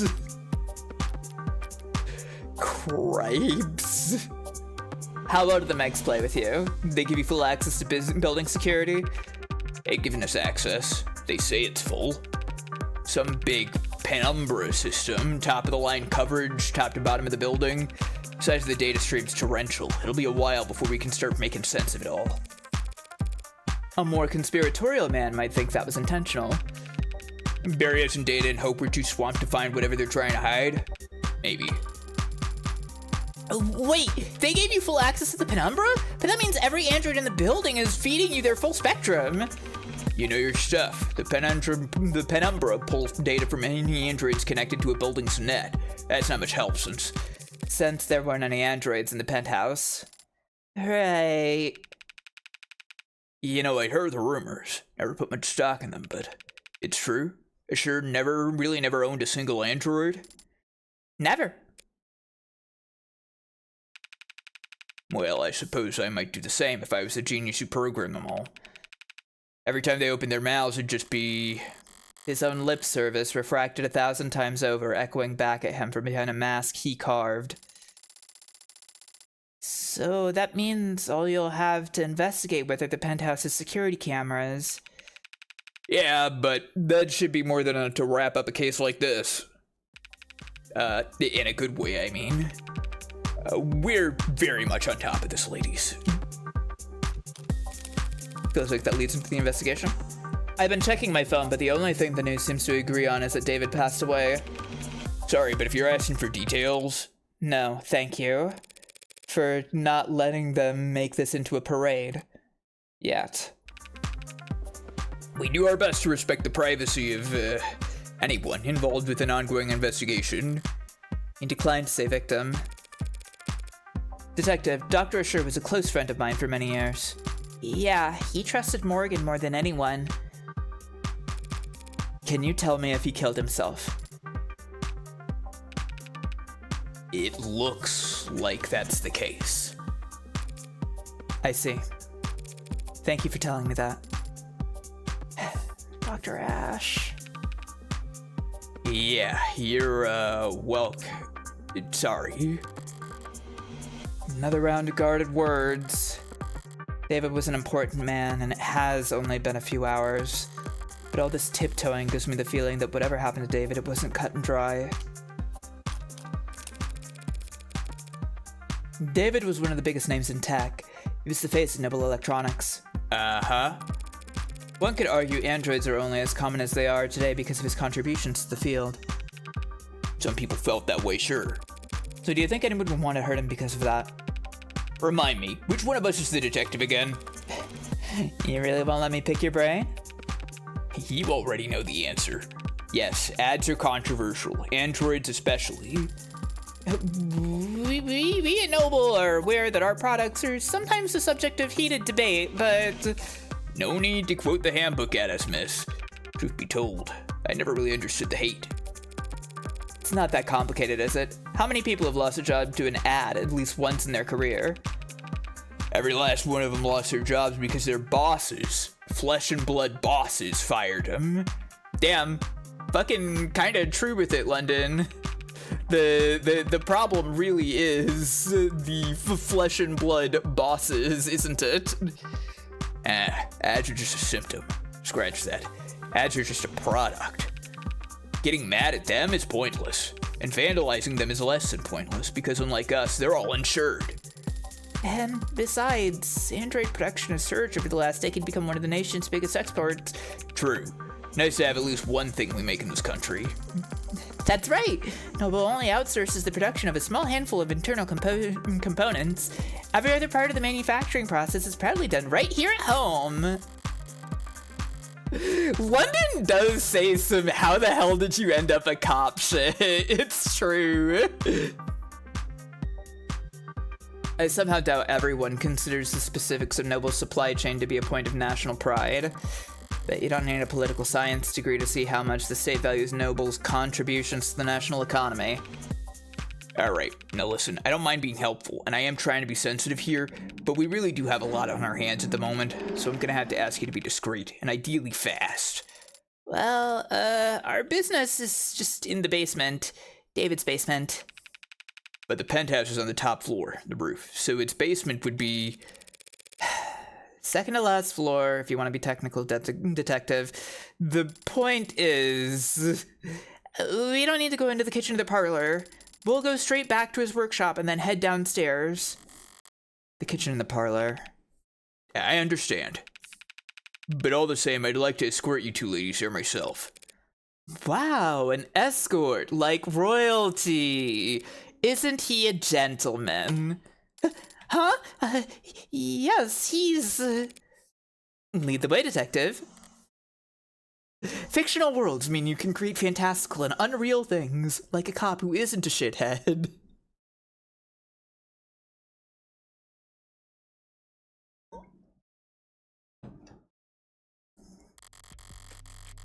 True to his word, London ushered us past the chattering suits and humming drones to the checkpoints and into the elevator. As it climbed into the sky, we got a good look at the growing throng of people gathered outside, and its shifting makeup. Seems like it's mostly protesters now, or worse, brand loyalists. You're kind of right, Gadget. He was talking about how much he resented the Gen Zen label, being like, well, there was a reason that my generation is fucking checked out, you know?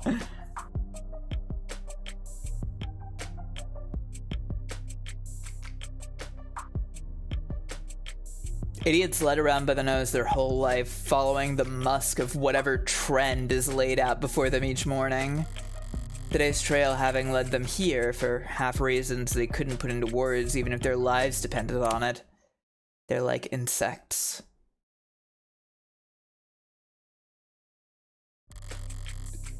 Fun little way to do the dramatic line cutaway thing, but during the no background.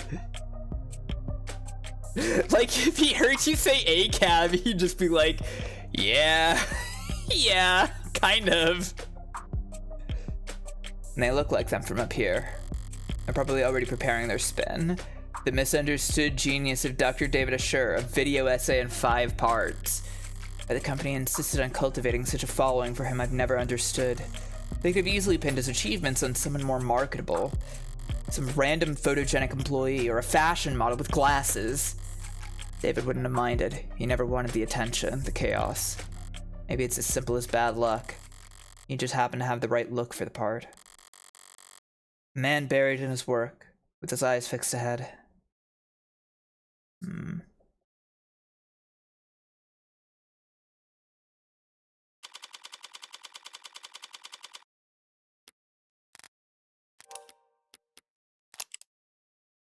I will say, David does look like a fashion model with glasses, so...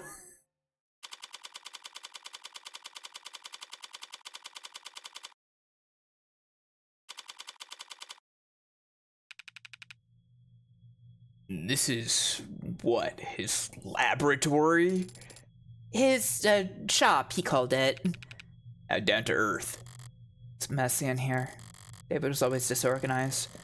Why programmer needed to make such a mess just to run tests on computers, I'll never... But sloppy as he could be, he didn't like it when other people saw it. If he was leaving things like this, he must not have entertained any guests down here in some time. Thanks for your help, Detective London. Don't mention it.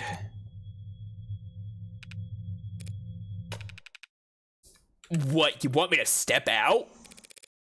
It won't take long. Not lacking for boldness, are you? Look, I have to take a phone call.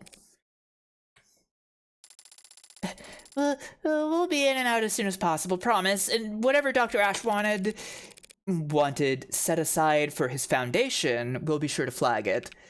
Right. She's already wearing gloves. If we find a dead body, you'll be our first call. Morgan, what was that stuff about his foundation? Dr. Ash's charity has always been managed by an outside group. You haven't spent a lot of time around crime scenes, have you?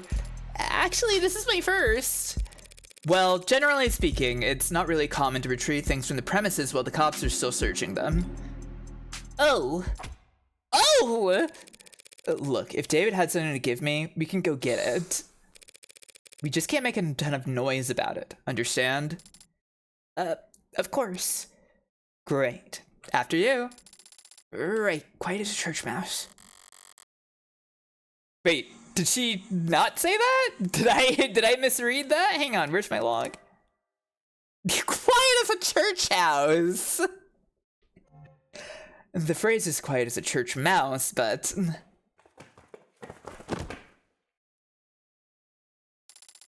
Caught myself! I'm okay. Now doesn't seem like the time to correct her. Just as funny. David's shop was a mess, but the mess felt familiar. It was very David. I really do wonder how they knew each other. Childhood? Coming down here, I barely recognized the place. For starters, there's a goddamn gym? David hated exercise, always claimed he didn't have the time for it. And when I got him the treadmill and the subscription for the personal coaching program with the scheduling subroutine, wow, that sounds like Morgan. Said he couldn't find the time. And then, even when I explained to him that the program accounted for that and adapted to his schedule, he still... Morgan? What's up?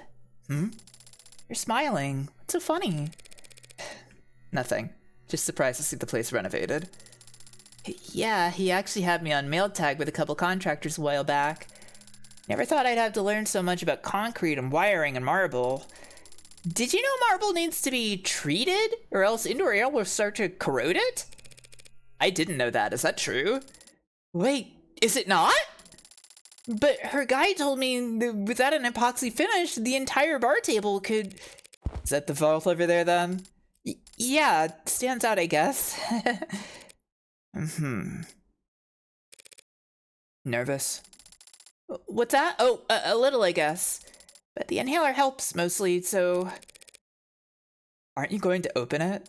She definitely got ripped off, but whatever. It wasn't her money. And, well, okay, I guess, you know, we're sympathetic to David. It's too bad David got ripped off, but David could probably afford it.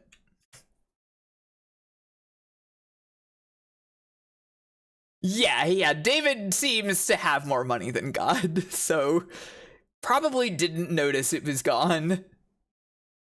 Open it? Don't you know the combination? No, I do not know the combination to David's basement vault. Oh, no, how could I have, he didn't tell you or give you a code, or? He gave me the code to get into the building and the parking garage, but not the code to whatever this is.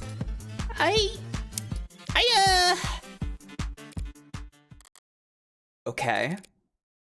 You know, there were a lot of scattered papers back in his shop. Could he have left you a note on one of them? Yes, he could have. He would have. In fact, I think he probably did.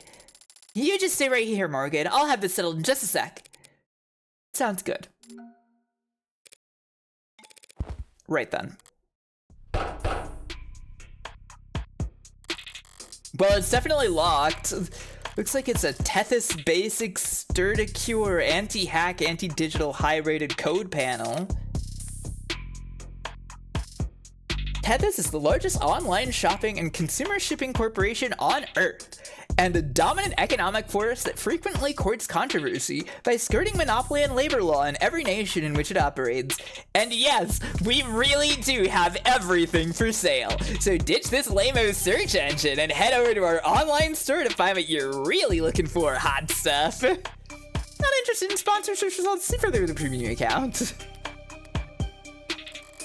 Nothing basic about it, but at least I can see the password's limited to 6 characters.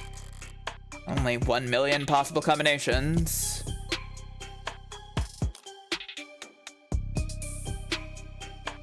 I think I'm a high roller.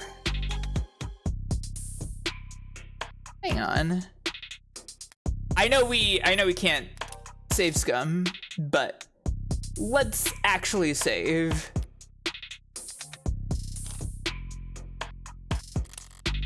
Maybe I'll get lucky. Some chances, but what the hell? Why shouldn't I give it a shot? Oh, okay. I was actually expecting to get a keyboard.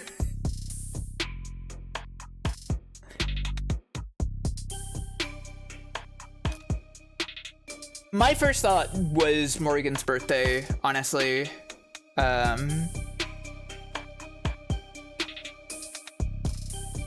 Obviously, David's birthday is too obvious. This is stupid. I feel like Morgan's birthday makes sense. If they were so close. Nothing's happening. Okay, that was dumb. I don't really want to dwell on why I thought that could work. Forget it. There's a different terminal over here. Cottage security systems, according to the label. Maybe it controls the whole room. Damn. Password protected too, and the code's 64 digits long? What's the point of a camera system that's harder to crack than your literal vault, you egghead? Okay, yeah, the programmer probably would care a little more about his IoT than whatever he can fit into a safety deposit box. Guess it's the 6-digit vault or nothing. What's an IoT? Oh right, yes, the Internet of Things. Yes. We covered this. The when crumbs came up before. Yes.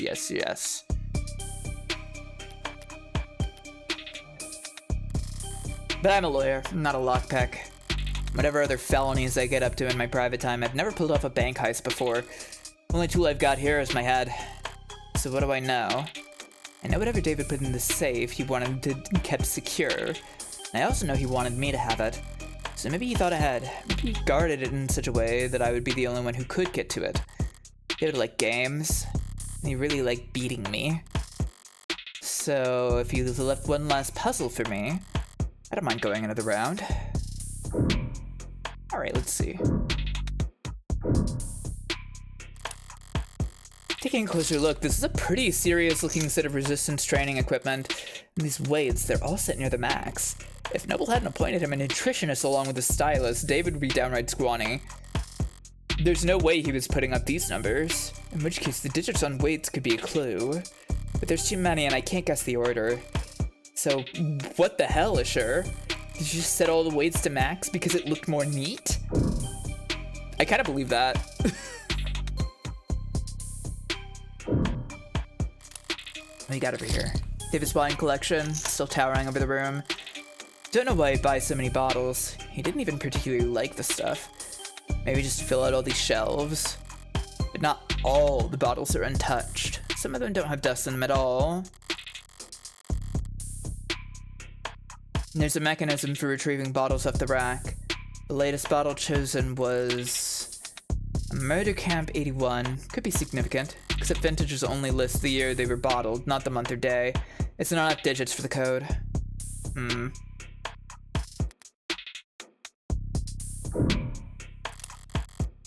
This must be a spare liquor cabinet. Damn, there's a lot of good stuff here in here, and a lot of bottom shelf swill. The kind of bargain bid vodka and nose burner whiskey that only an undergrad programmer could love. Nostalgia's sweet like that, overpowering.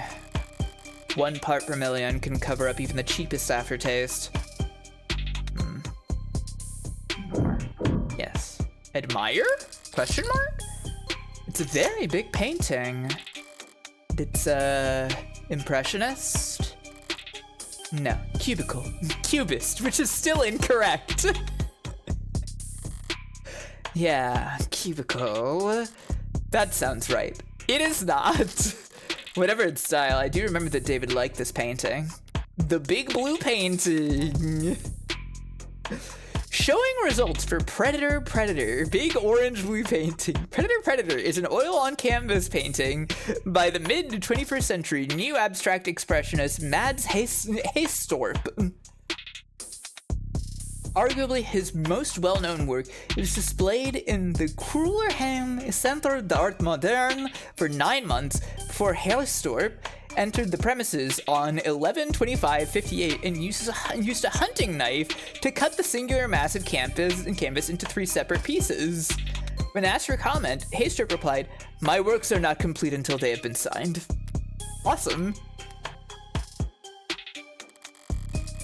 There's a date on it. That could be a 6-digit password, but I don't see anyone anywhere. Maybe signing your work was considered gauche among the cubicalists. The cubicalist.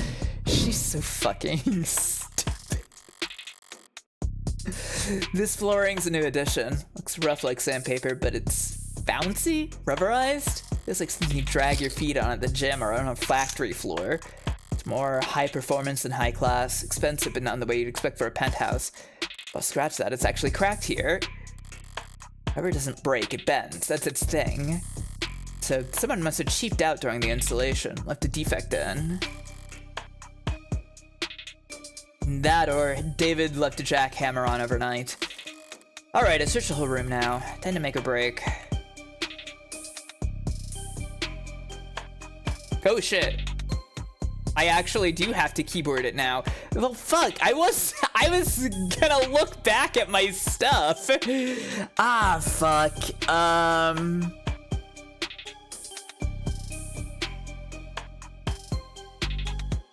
Huh.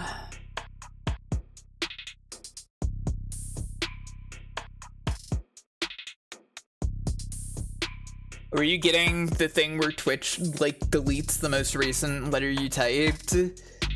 Yeah.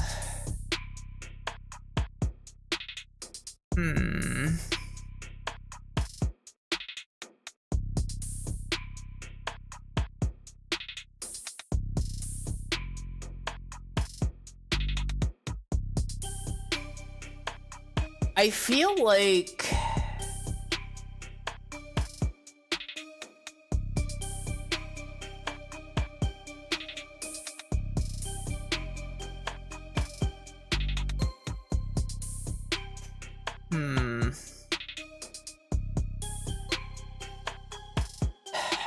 Well,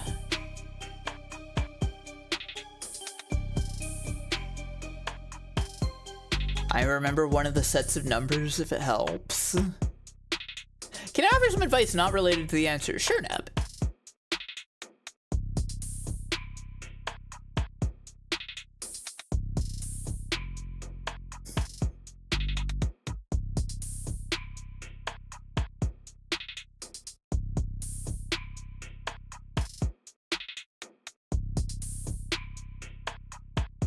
Does the escape key take you out? If you put in the wrong number, you'll get another chance. I see. The escape key does not take me out, no.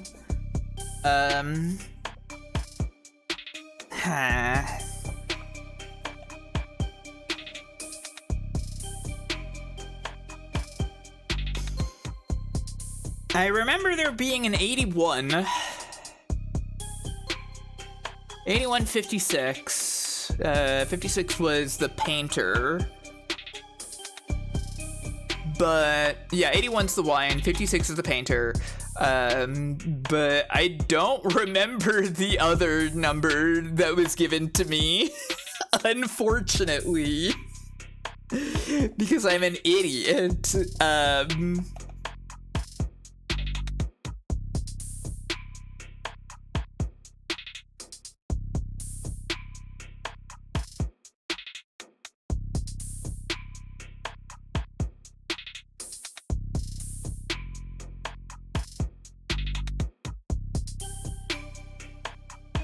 Remember it in the context if you want. Well, I'll be able to pull up the phone again before I answer. Okay.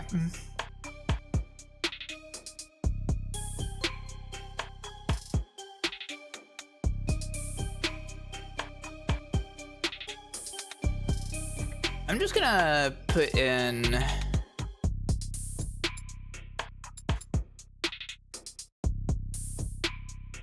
these, and then yeah, man, I can't remember the other number. I'm gonna put in a 16. It's not gonna do anything. No dice. I feel like there was at least one hint I came across. Yeah, I know. Oh, fucking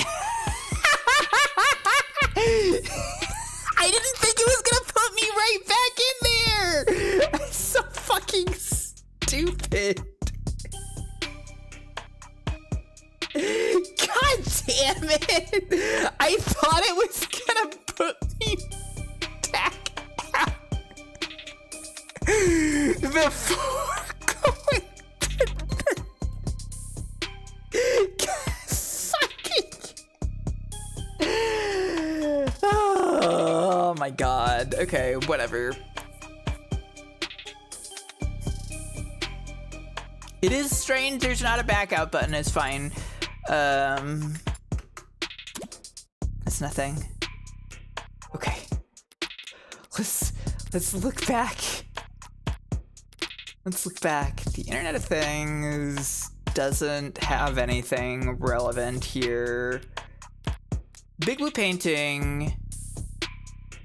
Oh, well, I had the number wrong entirely. Is it just 11, 25, 58 in that case?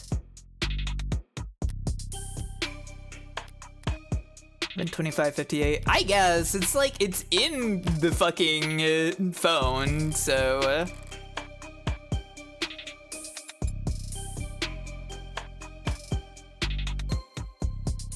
Oh my god, I've forgotten the middle number already. It's 25. Okay, good. That's what I was gonna put down, but I didn't remember. 11, 25, 58. The date that the painting was signed. Password that is and isn't left in plain sight. Nice one. Hey, Morganite! How'd you get it to open?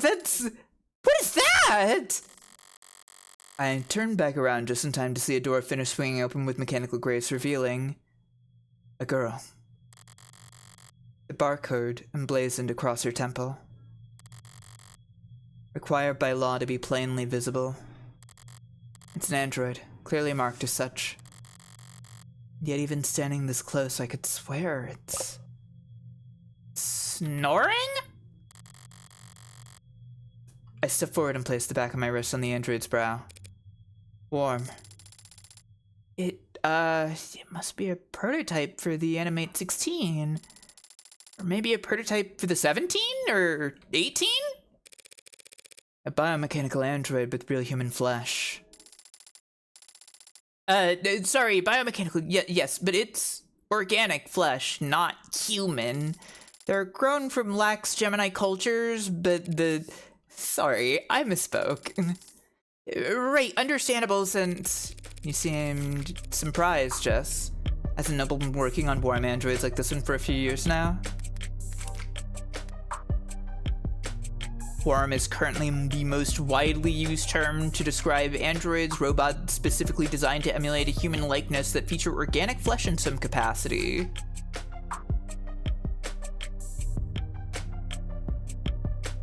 While the concept has been experimented with in the robotics industry for decades, Noble Electronics' recent foray into the Worm manufacturing with their Animate 16 model represents a huge leap forward. I don't know. No, I don't know if this is something we've read before. The specifics of how Noble's Worm androids are manufactured and integrated remain a fiercely guarded industry secret. It is generally understood through marketing materials and user maintenance documents that Worm androids will require oxygen, water, and periodic organic sustenance in addition to wireless charging. Interesting. Need a refill? Worm Android supplementals are available for purchase through the Noble shop. Yeah? If your Worm Android doesn't receive sufficiently frequent supplementals or is repeatedly deprived of water, they might shut down most functions in order to preserve emergency power. If this happens, you can regain access to your Worm Android once your order of supplements has been confirmed as paid. I see.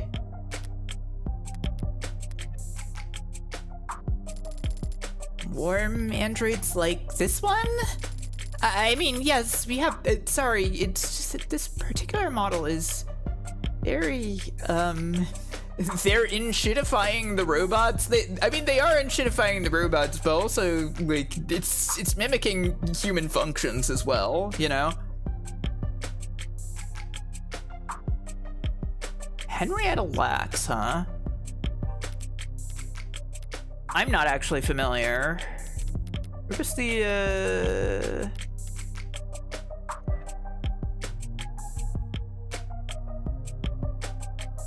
Lax Gemini cultures. A real person. No, I assumed since you were responding that is in fact true, that is a real person. I'll have to find out about that another time.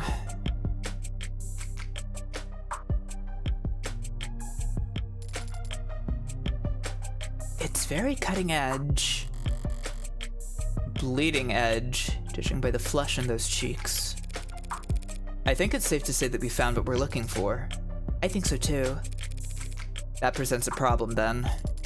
Oh, do you not, approve? I've got nothing against androids. My concern is a bit more immediate, and well... I will allow bullying term. Thank you, Zeno. Twitch flagged subhuman as bullying, which I guess. Yeah, corporations are subhuman. That's definitely true. It's fine to bully corpse. Practical. Practical? I don't know how to turn it on. Do you see a switch or something? Oh, I kind of thought that, Morgan's concern was the fact that 3 people were about to leave the room that 2 people went in. And that, like, London would have something to say about that, maybe. Do you? Can we, turn it around, or...? I poke the android's ribs. A little less give than I expected given its frame, but the rigidity is remarkably lifelike. Hard work to say. I place my hand on the shoulder and give it a shake, but it doesn't budge. This thing has to weigh more than... Right, androids mostly transport themselves, so people are always surprised to find out they're a bit heavier than they look. A bit? I'm surprised the whole room isn't slanted. There's no way in hell we're moving this thing without waking it up. Crap! First of all, now this. I was able to guess the combination just by poking around. Compared to that, finding this hunk of junk's power switch should be child's play. And I think I know where to start. Jess, I'm gonna step back into the lab for a moment, alright? Huh? Oh, sure. There's gotta be a manual around here. Good idea. Might be some kind of prototype, but it's still got a barcode. Maybe you can scan its GIN number and find something in the company files. Generic identification number. String of numerals typically encoded into a barcode that labels an automated dependent. Early on in the automated dependent industrial revolution, concerns about the lessening gap between man and machine led governments to pass laws mandating that all ads clearly identify themselves as such to counteract rampant disinformation and identity theft campaigns. Manufacturers responded by stamping the GIN code onto Android bodies, most commonly on the cheek, above the collarbone, or on the back of the hand. Some companies placed the GIN on the wrist, but this quickly incurred backlash. Okay. Concerns about automated dependents impersonating humans have dropped precipitously since then, and the GIN has instead taken on a new life as a cultural icon as powerful and easily recognizable as any corporation's logo. Fake GIN barcodes, fins, are one of the most commonly requested tattoos. Of course they are. The vast majority of reputable parlors will draw a line through the barcode once finished to avoid breaking identity law. There are some clients who care little about the consequences. MMA fighter Samly Paka infamously sports a GIN tattoo across his right knuckles and makes a show of signing a check to pay the fine for displaying a false GIN on an international broadcast every time he enters the ring. Fascinating.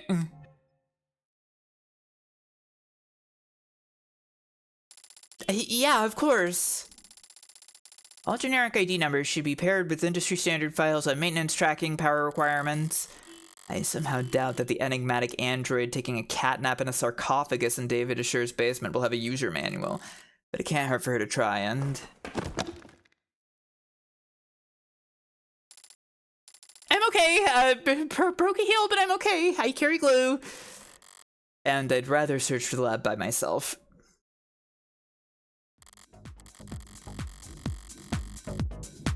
Now then, if I were David and I wanted to make sure that only one person would be able to walk out of here with that android, how would I set that up?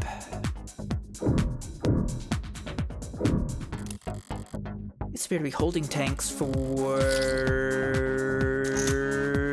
something. How should I know? No labels on anything. Typical for a genius. A bit of nightmare for anyone trying to pick up after him.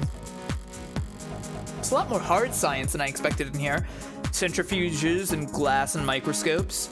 Don't programmers do all their work with a keyboard? It is interesting. But I imagine maybe the flesh has something to do with that.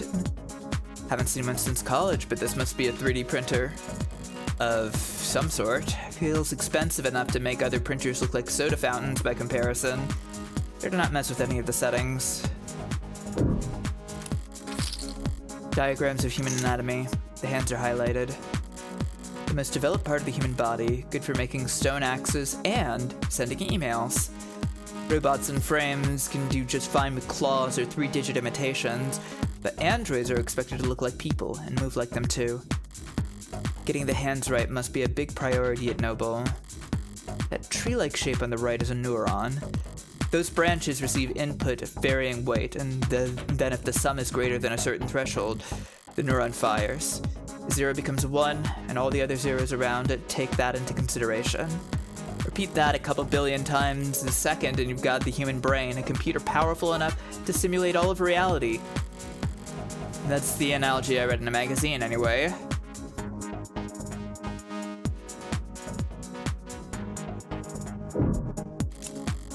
Looks like a fairly normal computer. If I'm lucky, the security will be fairly normal as well. Boot up complete. Username. Vocal commands. David Assure. Morgan. Guest. Thank you for logging in as guest. It didn't recognize my voice, so I can probably rule out a vocal command being the key to waking the android. Do you have a question? More than one. For now though, what should I search on this computer?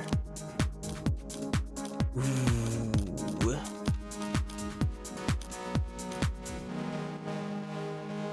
Honestly, I think the vanity search makes the most sense, right? Like, there would be way too many hits on his personal computer for androids. He makes them. I don't know about basement. That's pretty, like... that's pretty vague. But Morgan might at least, like, narrow it down, right? Does that make sense to anybody else? Am I crazy? Ego searching in a dead man's basement is my new band name. It's pretty good.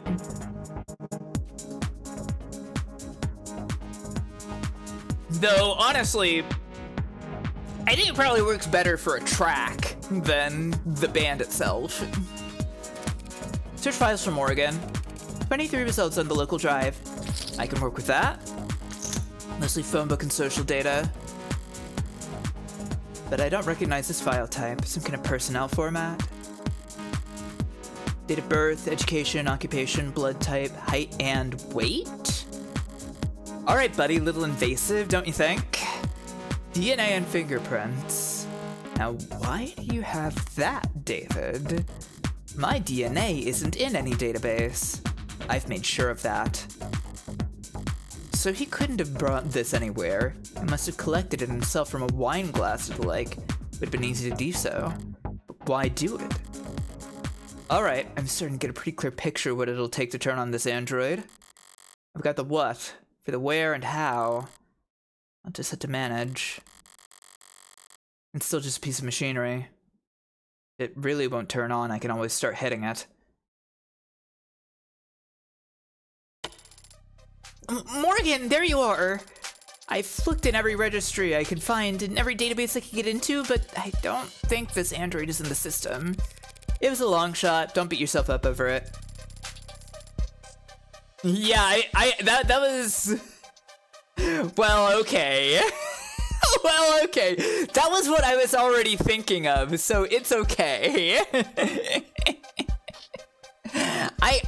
I was kind of already thinking of that as the possibility when how David would have collected the DNA came up.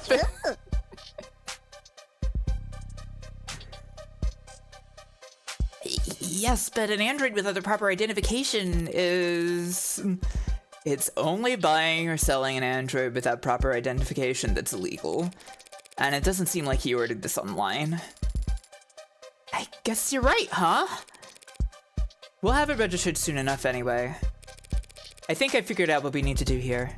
Oh? If David really wanted me to have this, he would have left some way for me to turn it on.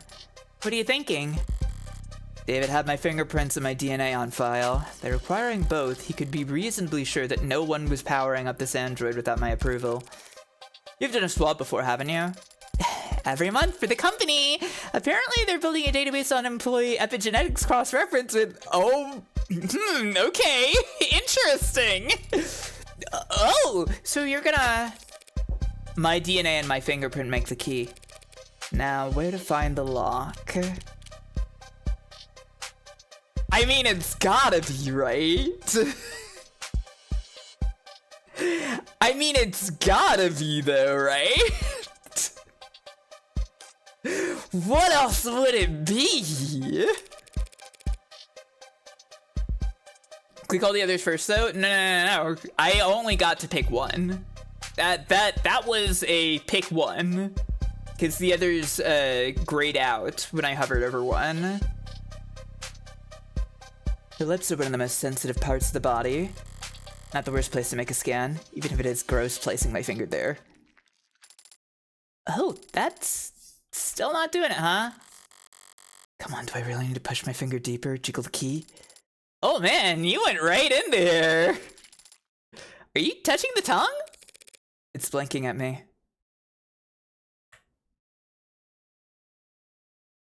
We didn't kiss. We didn't kiss the robot.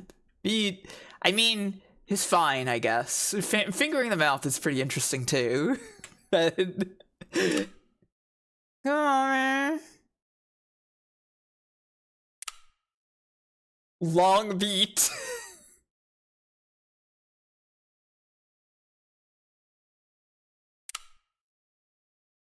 Good morning to you too.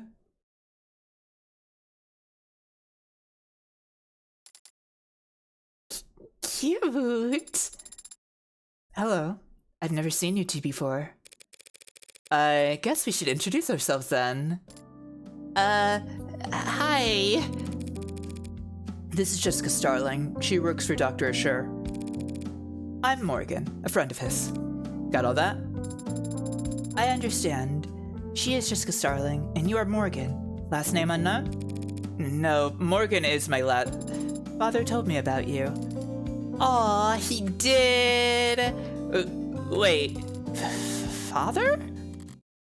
David, you had it call you Daddy? I am referring to Dr. David Assure. Are you confused? That's not the word I'd use.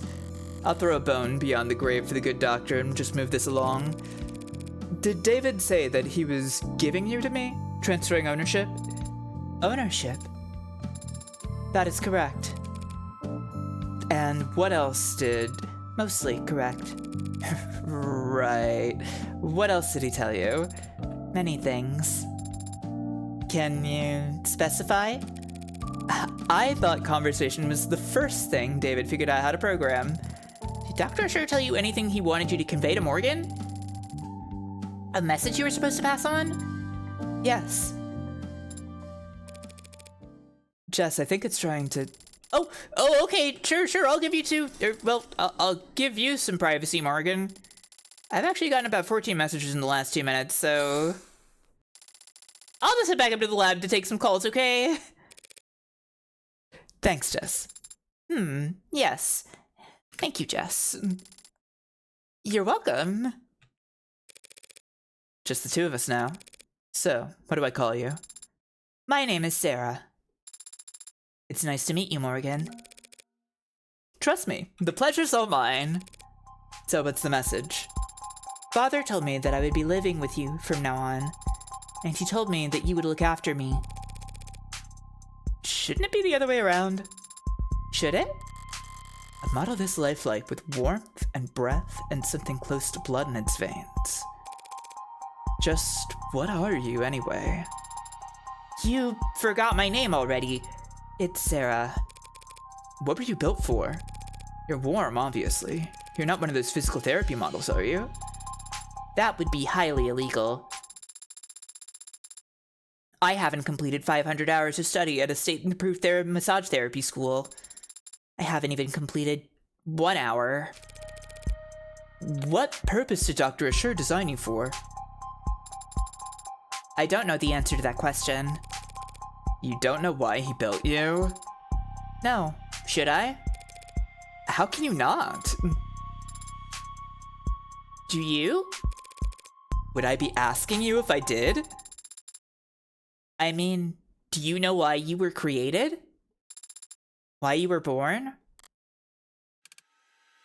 Why? Why me? Why would you? Why are you doing this? You're a freak!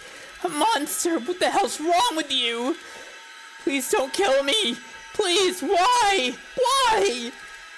What was a monster like you even born?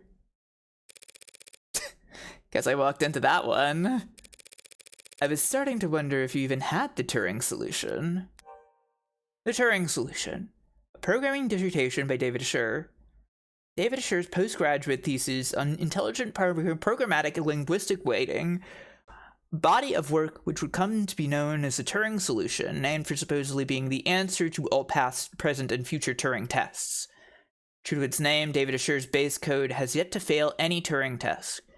Test designed to determine if given answers come from a human or a machine, applied to it with a success rate below 99.97%. A number of think tanks, charities, and corporations hold bounties for designing new Turing tests for the sole purpose of running them against David Asher's work, though none have announced the awarding of any prize money thus far. Father's framework for programming linguistics and artificial systems, and the body of work for which he first gained international recognition. Yeah, and international Do you have an answer to my question? An answer as to why you were created? Why you exist? Occam's razor. I'm here because my parents wanted me. I see. Then I will give a similar answer. I was created because Father wanted to make me. Can't argue with that logic, can I? Can't argue with that logic. Father did say you're a lawyer. Yep, that's me. You're a lawyer, and I defeated you with logic. A world-class high-power attorney, the best defense any money can buy. So, do you catch criminals? That's what cops do. Do you litigate criminals? That's what prosecutors do. Then, do you fight for the underrepresented? Expose injustice? Sue corrupt corporations and officials? I don't think anyone does that anymore. Then, what do you do? I'm a criminal defense attorney. A defendant of the innocent and powerless. Uh-huh. Do you also... Now that you know all about me, what can you tell me about yourself? She is extremely Maya, yeah. I really enjoy Sarah so far. I've never had to do that before. First time for everything. How old are you? I'm not sure I can give a satisfactory answer. 0 for 2 on answering simple questions. What's the date on your earliest memory? 2 years ago. And where were you constructed or assembled or whatever? What facility? I was not constructed at any facility. Father created me, here, by himself. You're saying if I took you apart, I wouldn't be able to find any markers from any manufacturers, any IDs of any designer? You want to take me apart? David was a programmer, not an engineer. How could he build a custom android from scratch in the comfort of his own home? Okay, I have to mention this because it's just something I bring up every so often. I use multiple different bots when it comes to Twitch streaming, and one of them doesn't really know all of the, like, emotes that people have for their channels on Twitch. But sometimes it'll pick out some emote that it does know about and show that to me instead. And Greetra, your slain emote has just popped up in here as an emote that says epic in gold text, which I'm sorry that you're being slain was so epic. It is gold, you like that though, I know that. It's just funny sometimes when they pull something like that out. He couldn't have. He must have had help. Probably a whole department's worth. I asked around, there's gotta be someone in the company who can ID this thing. Help me figure out what's so important about it. You don't look like any android I've ever seen. Morgan, I feel like you've already got an idea here of what's so important about this one. What are you made of? This body is comprised of organic tissues integrated directly into cybernetic systems. They require organic nourishment, including water, carbohydrates, and salt. Wait, worm androids have to eat and drink? They cannot be worth that much trouble. My cybernetic systems operate largely as analogs to their equivalents in the human body. I have a respiratory system for oxygen exchange and a centrally located pump that circulates oxidant. You mean you've got a heart? How quaint. But where does all the extra weight come from? Pardon? I tried moving you earlier and it felt like I was pulling against a truck. My skeleton is a combination of medical-grade plastics and a military-grade titanium carbide alloy. That sure took the wind out of her sails. My muscles are made of adaptive rare earth alloy nanoweave fiber with shock absorption and kinetic chain potential rated past. Wait, did you say military grade? I have a grip strength above 1,000 kilograms. I can run at sustained speeds of over 60 kilometers per hour. I can jump 6 meters vertically. I can lift approximately... I'm not sure what kind of grip strength most androids are walking around with, but I've never seen any of them move the way it's talking about. Even just standing there, it seems to be poised, controlled, spring-tight, strength and flexibility like a ballerina or a gymnast. Strong enough to flip over a tank, lifelike enough to avoid detection. As long as it never stepped on a scale, it'd make for the perfect infiltration unit. The perfect weapon, if it could keep its development a secret. Did David really put something that heavy on my plate? Dismantling a military prototype in secret? Are you deep in thought? But a military infiltration android would look more crew-cut and forgettable. Would David really devote personal time and effort just to make another weapon for the military? I have other features I could tell you about if you like. If I shot you, would you die? It would be very painful, and there would be a discharge of fluid, but conventional weapons would not prove particularly effective. That settles it. This thing's a weapon, sure as I... Would you like to know about my hair? Your hair? I'm impressed you noticed. Each fiber contains miniaturized solar cell lattice technology, allowing me to remain charged throughout the daytime. That must come in handy? I actually haven't had the chance to use it yet. This room has ambient wireless charging functionality, and I haven't gone outside much. Okay, maybe it's not a weapon after all. You're just a pincushion, aren't you? I am not familiar with the term. Searching. Pincushion, jargon design, refers to prototypes filled with experimental technologies to check for compatibility issues. Got an idea, not sure what to do with it, stick it in the pincushion. It's as good an explanation as any for what I'm staring at. A mishmash of state-of-the-art military features spliced with odd new technologies and seemingly pointless additions. The end result being a singular, unsellable android that wasn't particularly good at anything and would break down after only a few years. Pincushions are a small but valid part of the field of android manufacturing. I like that the barcode glows too. They are valuable to collectors who see them as time capsules filled with their designers' most outlandish ideas and least reproducible results. But even the most nonsensical pincushions are built via committee over years, with numerous engineers and programmers adding in their pet functions. The android before me claims to have been built by one man. A man who's now... Seems we got off track there, Sarah. Was there anything else David told you to relay to me? Besides that you were to look after me? He also told me that you were reliable, and that I should trust you. He said that I was to listen to you, and obey your instructions. Finally, some good news! As you say, Adonai. But what's that? That word you called me, what was that? Adonai, from classical Hebrew. Translated literally, it means my lord. Do you prefer that I call you master? No! Very good, Adonai. Why'd David use Hebrew, though? Abrahamic myth tells of servants constructed out of earth and clay, designed to resemble and obey their masters. Golems. Father must have found the comparison appropriate. Amusing, more likely. It's just a joke. Father would not make light of such a thing. Sure he would. Perhaps we should ask him to clarify his reasoning for himself. Where is Father, by the way? Is he upstairs? When was the last time you were active? 38 hours ago. Thursday night, then. Correct. Right.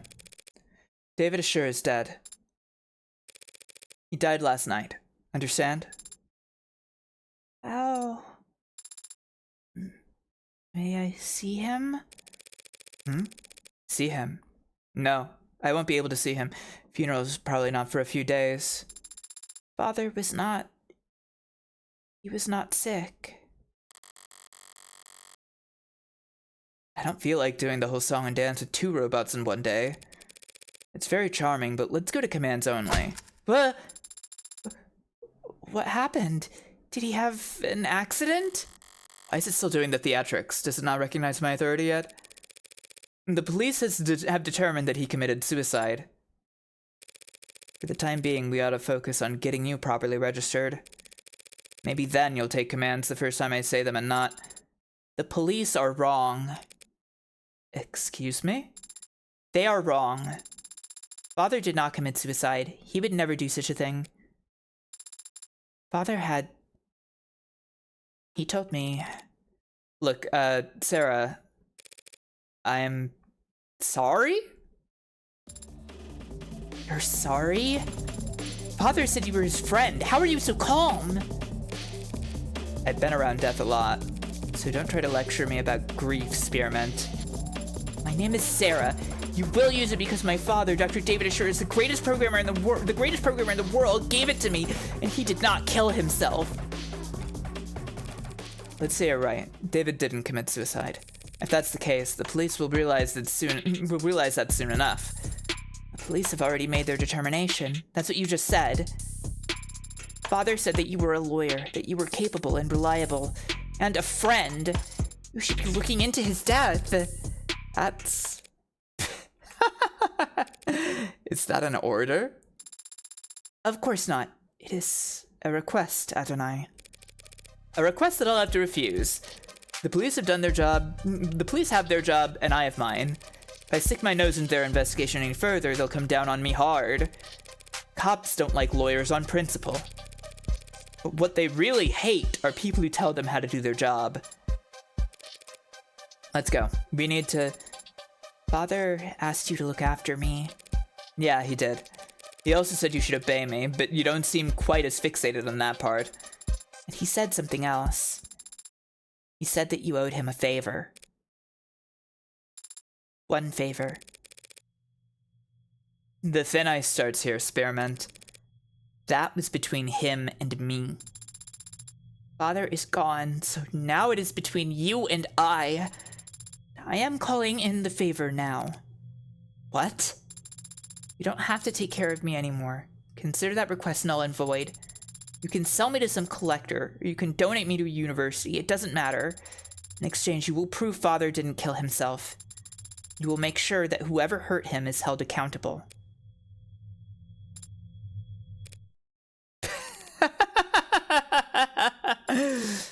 Why are you laughing? It's you and me, not you and I. You and me. David would roll over in his grave if he knew you'd gotten that wrong. It was not my intention to amuse or rotate. No, that's for damn sure. Fine, I'll take that deal, Sarah. You mean you will prove that Father did not? I mean, I'll look into it. I'm a lawyer. I don't prove anything. I just disprove what I can.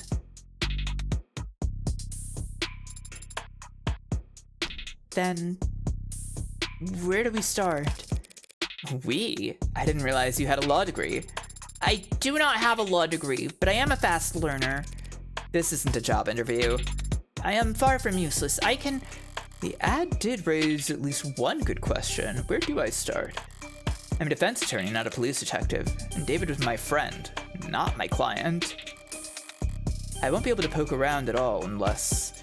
And I am also capable of... Can you tell a lie? I am capable of making statements that are false. Guess that'll have to do. Are you going to ask me to lie? Yes. To the police, in fact. Lying to the police is a felony. Androids don't commit felonies. They make errors. I see. What kind of error did you have in mind, Adonai?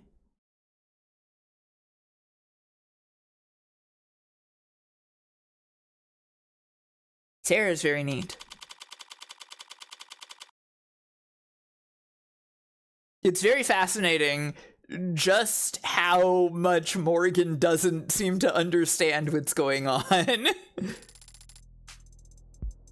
Are you sure about this? You have questions too, don't you? Right now I'm just a little better equipped to get answers than you are. Okay, go for it. I'll make sure they're watching.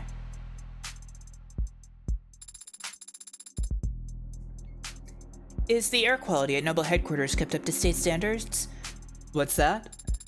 All these Noble employees seem to have asthma. Was Father also working under such poor conditions? They don't have asthma.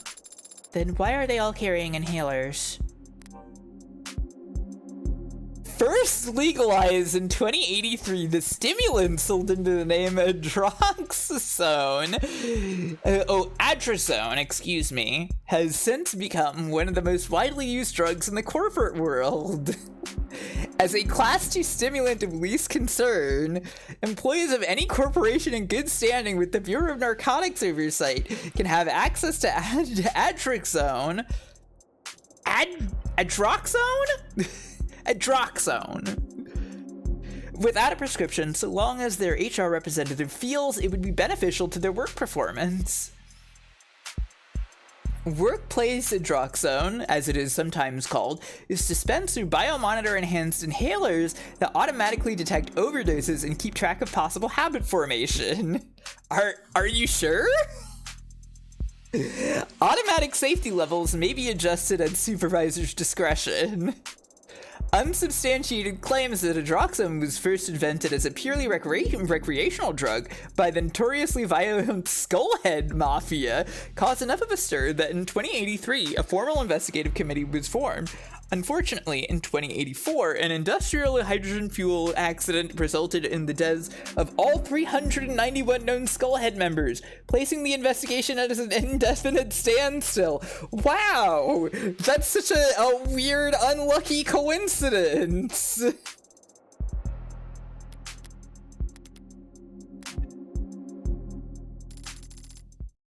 Yes, ma'am, she's right over here. Oh, it's you. Oh, it's you. Did I mess up? On the contrary. Strange, isn't it? Eyes wide, she's DA. Quiet. She succeeded spectacularly in getting Noble's ears perked up. Emma Rockford! Didn't think I'd run into you here. Yeah, didn't think I'd be here either. What we got in here this time? She likes milk tea, white noise, and black lace. She dislikes artificial sweeteners, home remedies, and ink stains. She reads true crime and bonus rippers. Best at getting the staff's attention, worst at deciding what to order. That was so awesome. But the powers that be think that my presence sends a strong message to the Mags, so... no, wait, what are you doing here? A few minutes later. I see. Sorry for your loss. Thank you for saying that. And thank you, Detective Reyes, for your many kind words. Here we go, she likes chewing gum. Yeah, she seems like it. Sports drinks, biking. Dislikes babysitting, audiobooks, manspreading. Relaxed when shopping for groceries. Struggles with remembering lyrics. Default status, do not disturb. We can't all be as talkative as you. Normally, quoting poetry would feel pretentious, but you were so genuine in your reading. Bite me! I don't know that there's a need for all that. Very mature, detective. Did you come up with that yourself? Oh no, that's Kaguya's signature pose. Like the pop star? I don't know what you're talking about. You can admit it if you do. Well, there's nothing to admit because I don't know what you're talking about. I don't know who that is. Oh, wait, now you're saying you don't know who Kaguya is? She's the most famous. Right, let's find out about Kaguya. Stage name of a singer-songwriter known for her powerful, quote-unquote, voice and her stage persona's intrinsically crafted, quote-unquote, lore. After releasing a blitz of chart-topping singles, a quadruple platinum album, and a bevy of cultural reset music videos in just the last 3 years, she has come to be considered the leading living figure in the pop music and popular cultural realm. Wow. Kaguya's official age is listed as 1,086 years old. She released her first single, Orbit, in 2083, which went on to peak at #1 on the Billboard Top 100, the Rubicon Digital Singles Chart, and the Niate, I assume, music video streaming tracker, making it one of the fastest-selling singles in history. Personal details on the pop star remain scarce, and protecting her anonymity has become a core part of her fan culture. When a retired facial analysis expert claimed that her stage makeup was formulated specifically to make facial recognition on her impossible, a representative for her record company met with the press to clarify that she is simply a private person who wants her fans to enjoy the experience that is Kaguya's voice. Users also frequently search for Kaguya lore explained, Kaguya iceberg explained, Kaguya lunatropic tour tickets, where to buy. Yeah, well, I just don't know who that is, so, ma'am? Were you about to say something? Oh, well, I'm surprised to see you here now, Morgan. Are you helping, plan the services? Actually, the company will be planning Dr. Asher's funeral service. Wouldn't his family want to take care of that? No. No? No. I see.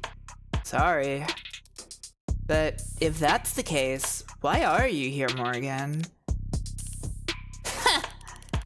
Oh gosh, I'm so sorry to disrupt your morning. Hey, that's... You're here for the same reason as every other suit they've got scrolling around. Money. You're not wrong. There are a lot of annoying insects with annoying agendas scurrying around before my friend's body is even cold. But the honest truth is, I don't even know if David had a will. The company helped him manage his estate. Legal is probably already on it. Actually, judging by how much coffee that intern is carrying into the elevator, I'm certain they are. Alright, so if you're not here for the funeral or the reading of the will... Miss Starling asked me to come here, actually, on a matter unrelated to David's passing. An unrelated matter? That's convenient. Isn't it? But now that I am here, it's come to my attention that the police have made a determination in the case of David's death. And where did you hear that? Am I mistaken? No, you're right. They concluded it was suicide. Can always count on her to be blunt. I was worried about that. Yeah, I'm sure you must be feeling... Because I'm going to have to contest that charge. What? The state has made a charge. I'm arguing against it. The hell are you talking about? The police believe David committed suicide. Suicide is a felony in this country, detective.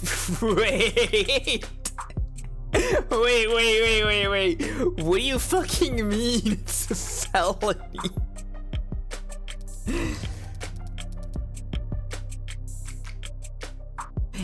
It is technically a crime to commit suicide, yes, but we're not in the habit of bringing dead men to trial. Wait, is it? Huh? Wait, then, huh?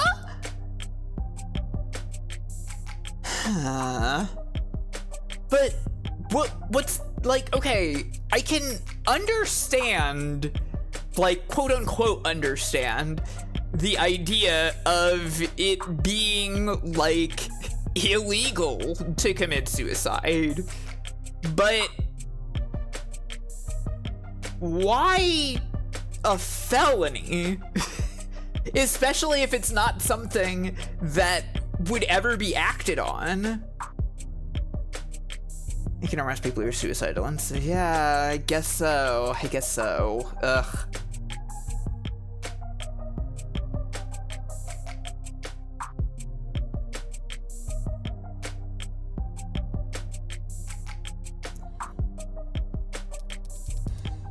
Especially not for their own murder, Morgan.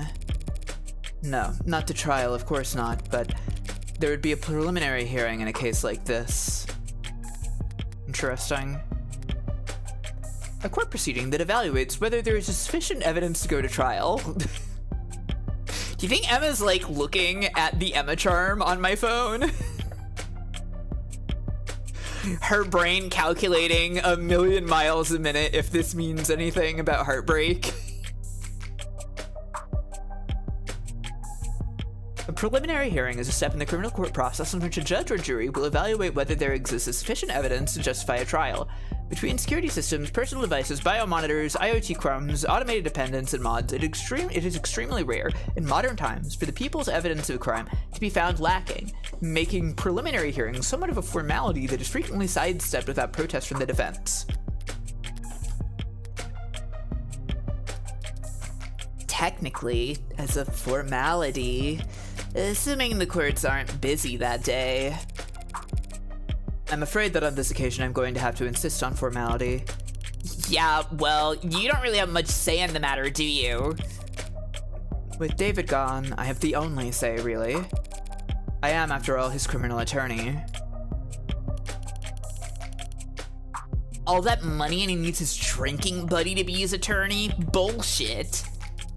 I'm also skeptical, Morgan. It's a pretty serious conflict of interest to be your friend's defense attorney. You're absolutely right. It is a conflict of interest. And I would have said as much to him if I had the chance. What do you mean? I only found out that he wanted to be his attorney today. After he died? How the hell did you miss that memo? Embarrassing, isn't it? But to be fair, it was hidden pretty well. Oh, I didn't know you had an Android, Morgan. It's cute. Thanks, but it's actually David's, and it's technically my witness. Witness to what? 38 hours ago, David Assure communicated to me as a matter of record the following explicit legal intent, that in the case of any and all criminal charges brought against him by the state, his attorney would be Evangeline Morgan.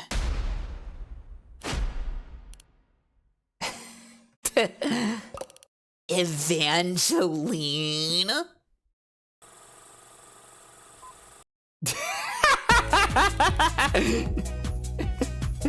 No, wait, seriously, your name is Evangeline? Did your parents name you after a Christmas carol? Should we all be curtsying? It's not that funny. No, of course not. Nothing to be embarrassed about, Evangeline. Or do your friends call you Angel? I hear Kaguya's on tour, detective. Should I get you tickets? You can have your dad drive you like all the other 15-year-olds. Hey! Feels like we're getting off topic. What were we just... I was telling you that David Assure wanted her to be his criminal defense attorney. Imagine my surprise. An android's recording of a verbal expression of intent isn't exactly ironclad, Morgan. That's fair. And if we were going before an upper-level court, I would expect that to be open to all kinds of scrutiny. But we're talking about a preliminary hearing. A formality, as you called it. If he asks for representation, he deserves representation. Doesn't matter whether he's dead or alive. Am I missing something? What difference does it make? Not even an adjutant would be obtuse enough to sentence a dead man. No, there won't be a sentence, but the adjutant will render a verdict.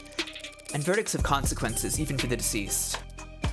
Is that what this is about? What's she getting at?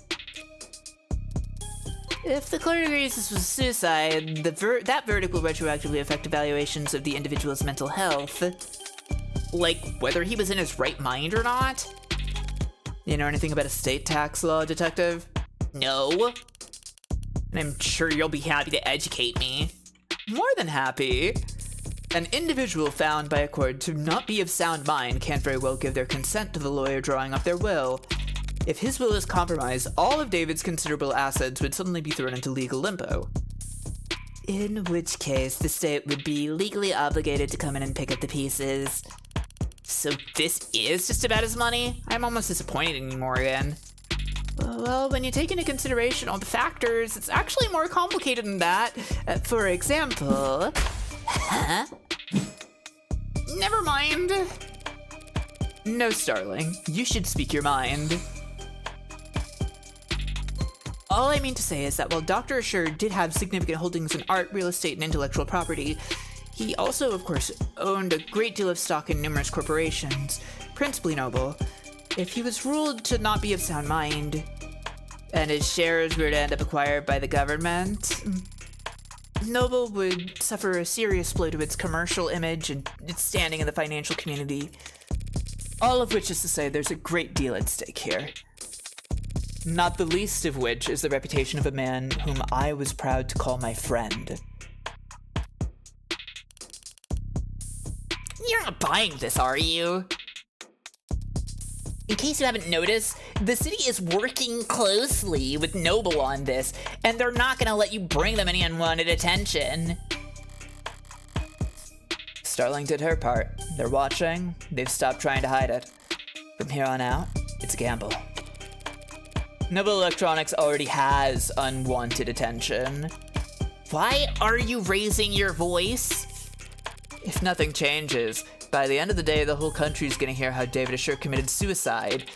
By midnight, there will be questions about his competency, concerns about why the brain inside every single Noble ad was built by an apparently unstable man. The shareholders will have nothing to do all Sunday but brood over that sad thought and all its disturbing implications. By the time the markets reopen on Monday, I would expect a great deal of volatility. That's so. I understand Noble's apprehension, of course, Emma. I just feel like right now the fiscally conservative thing to do would be to not get in my way. So, you got your reasons. Noble's got a lot to think about. Why should the district attorney's office devote valuable time to playing out this game of yours? Because they're certain they'll win. That goes without saying. The court should have an opening at 6 p.m. I didn't have anything planned. Then it's a date. Detective, would you get her clearance set up? Yes, ma'am. Updates every hour, yeah? You're on a limb, Morgan. Better not linger. Here. Clearance for all the relevant sites and police firewalls. You can interview and investigate with your authority as an officer of the court now. If you haven't already been doing that. Don't even think about being sloppy with discovery on this. Rockford might think you're funny, but I appreciate the warning, Detective Reyes. It's nice to know you care. You live to serve. And protect! Whew. Thanks for the assist, darling. Yeah, no sweat. Are all cops like that? Or are they more like that Detective London gentleman? I kind of think most are like her, to be honest. They're mostly like that, yes. They're all that intense? Yes, it comes from being short. And most cops are short? Yes. Right, well, I'll see you at the courthouse tonight. If you need anything in the meantime, don't be afraid to ask. Good luck. Both of you. What do we do now? Well, I have a few options. I have access to the crime scene now, probably the best place to start. I'd like to head over to the company building as well. To get me registered? Among other things. Either David killed himself or he didn't. But if he did, it's almost certainly his asshole corporate overlords who are to blame. In which case, I'll want to take my sweet time raking them over the coals. What are you doing? Nothing. What about Father? When can we see him? He'll be at the morgue by now. The medical examiner will speak to me now that I'm operating under the court's authority. But if I stop to flash paperwork at every nurse and security guard with nothing better to do than ask questions, I'll have to... What's that look for? You were Father's friend. Thank you again for reminding me. Aren't there people you'd like to speak with? Other friends who'd want to know? Bad news travels fast. I'm sure everyone in the country has heard about David by this point. But all that heartbreak shit did keep me pretty occupied over these last few weeks, and I was never one to pry. There was someone who could tell me more about David's personal life over the last several months. It'd be worth the effort of finding them. Do you have someone in mind? Maybe someone he met recently? He spoke about becoming close with someone this year, a musician. Now that you mention it, there was a p.2 post something that David might have mentioned when we talked back in... I will begin a search. I've completed my search. I found nothing. Thanks for the old college try. Is that really the best you can do? Father was a private man, in person and online. There's just a few letters in the fact that he was a musician. I'm afraid we don't have enough information to narrow down the results, Adonai. No, we have plenty of information. We just need the right person for the job. What kind of person is that?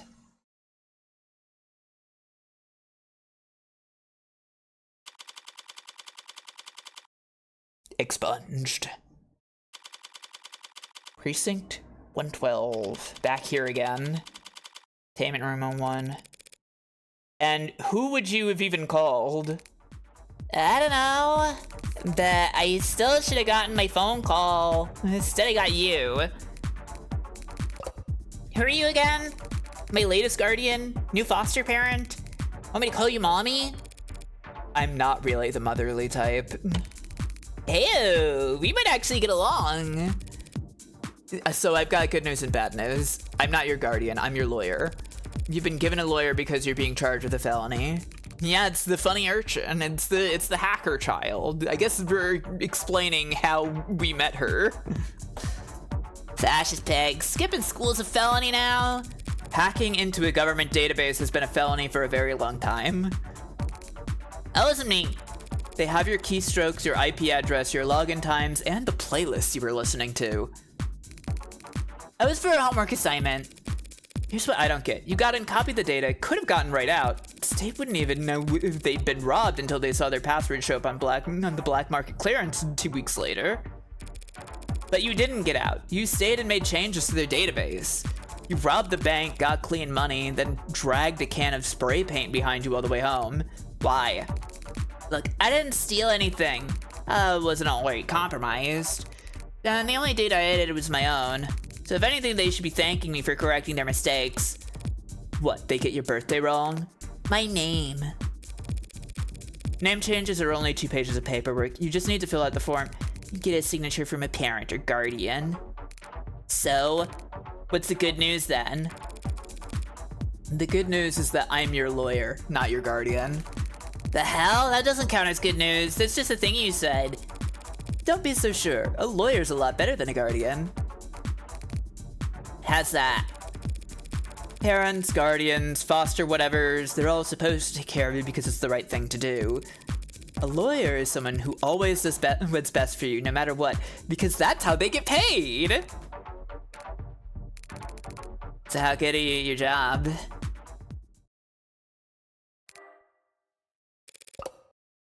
Hello, mon cœur.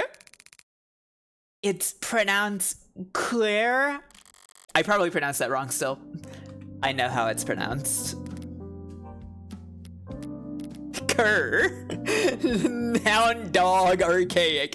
Yeah, I did actually know what cur meant. Did you mean queer heart?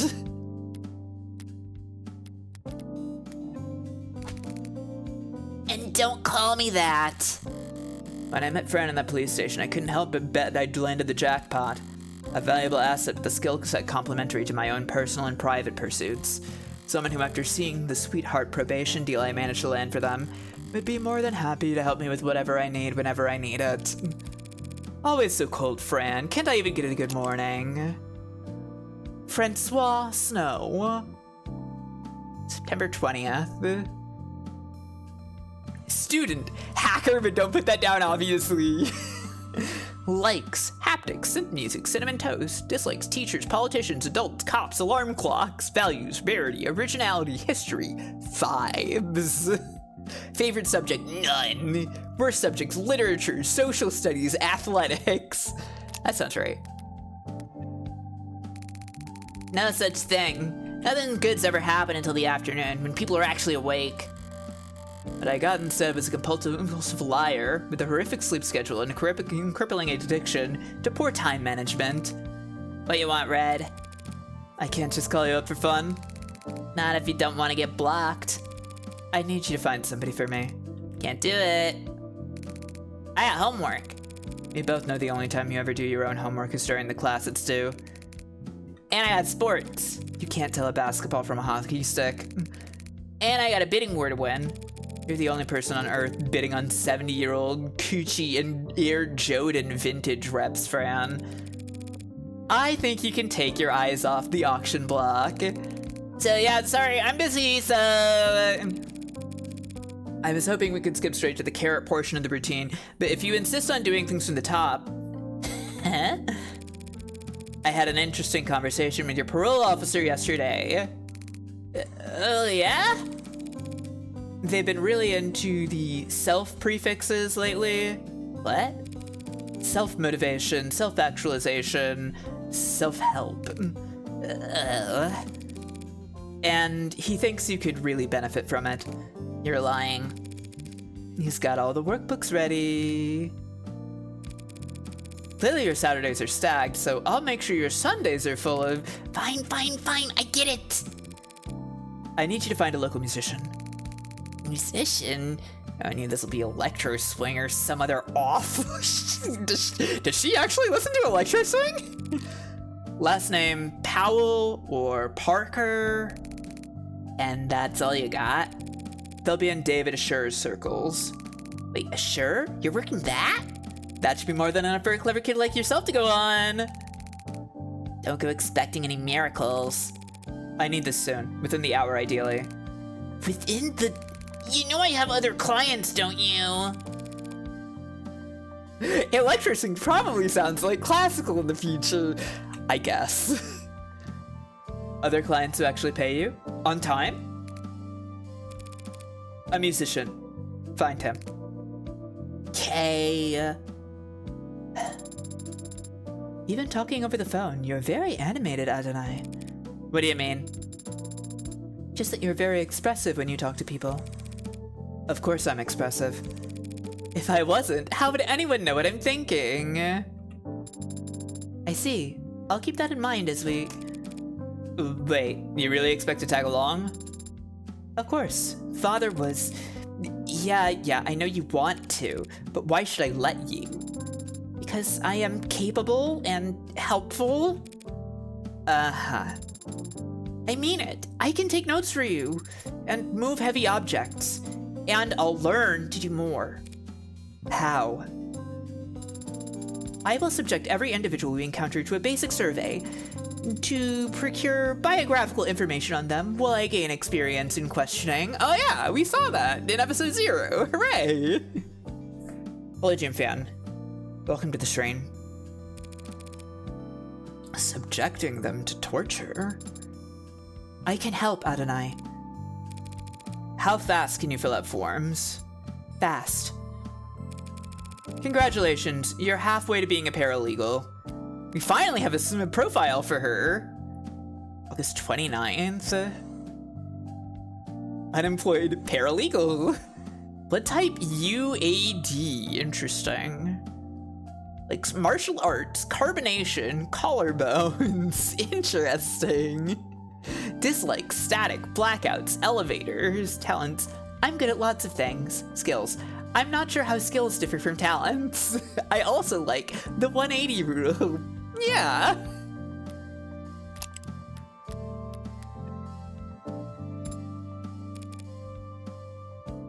You coming?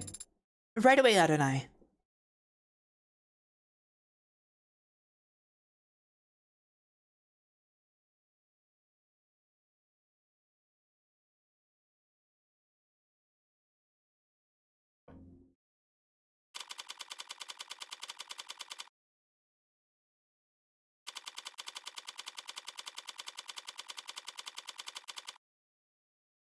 Platea. What would the meaning of that be? I'm not familiar with it.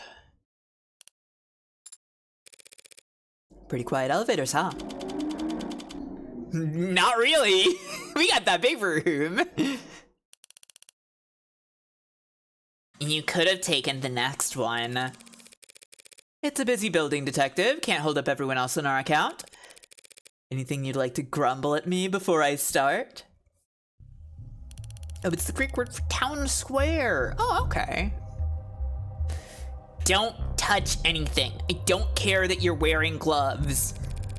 I have been to crime scenes before, you know. Long before the police get there in many cases. Look, Rockford asked me to not get in your way, but that doesn't mean I'm going to bend over for you. You at least have the autopsy report? No. Are you seriously? I don't. She doesn't? The report should have come in hours ago. It wouldn't take this long unless the cause of death was still... Oh, then I'll settle for a summary of the preliminary findings. An emergency call was made shortly after 8 p.m. last night via the home security system. You should really... Elvin, you should definitely go back and check out chapter 1. You should play it. I'm not gonna tell anybody to not play this, but also in the interest of self-prevention for myself, there is in fact a VOD on my YouTube channel, which you can find a link of by scrolling down on Twitch right now. But yes, definitely play this. IMO.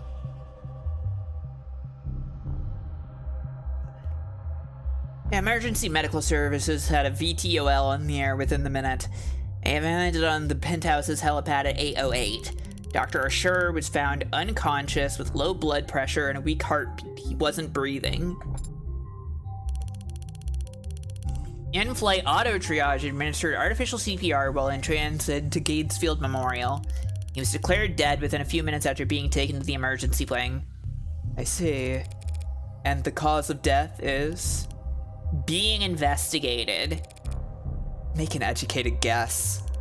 He stopped breathing, so they gave him oxygen. His heart stopped pumping, so they had the machines take over. His brain activity dropped to 0. There wasn't anything else they could do. It was poison, wasn't it? What kind? You don't know, do you? Ah, they don't know either. Like I said, ma'am, we don't have the autopsy report yet. Why are you certain it was poison, Adonai? Couldn't it have been an accidental overdose? If he had overdosed on a commercial drug, even a pre-med student would have spotted it on the hospital's intake screening. They would have been able to pump his stomach, neutralize his bloodstream, and he would have lived. But he didn't live.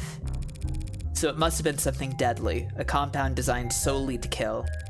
A fast-acting deadly poison that causes respiratory failure. The list can't be that long. Even just through process of elimination, the medical examiner should have identified it by now, unless you suspect a designer drug, don't you, detective? Why is it you're only quick on the uptake when it suits you? And nothing else makes sense given what we know and what we don't. But the CDCA decriminalized and cataloged all recreational drugs. The Contraband Decriminalization Act, a series of laws passed in the 2060s that decriminalized all narcotics use and established the Bureau of Narcotics Oversight to administrate the production, licensing, distribution, and taxation of drugs across the country. Overwhelmed by civil unrest and eager to replenish government coffers, the CDCA were intended to reduce the backlog of criminal cases across the country and provide much-needed tax income while also incentivizing immigration with the promise of amnesty.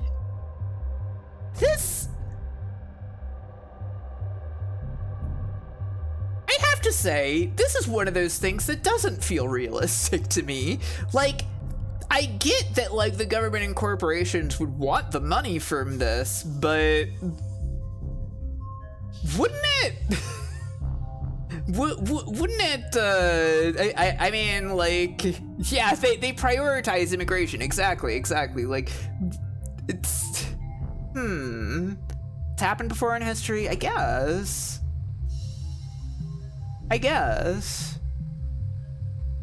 Maybe I'm not being the right kind of cynical. And what was considered a domino effect, other major nations around the globe passed comparable laws to build up their own depleted war chests and revitalize their local economies. The so-called white wave of global amnesty overturned the international drug trafficking market in just a few short years. The Gray Wave followed soon after as money-starved criminal organizations waged economic and literal war against multinational corporations for dominance of this new gray market. Fierce competition for government licenses to produce classic narcotics emerged alongside a race to develop new, more powerful designer drugs and to monopolize on their sale in the months it would take the government to identify and legalize them. While rates of addiction and overdose deaths have dropped since their peaks in the last 2 decades, the dangers associated with untested designer drugs and drug distributors' eagerness to earn new customers has continued to fuel debate over the legacy of the CDCA and the white wave as a whole.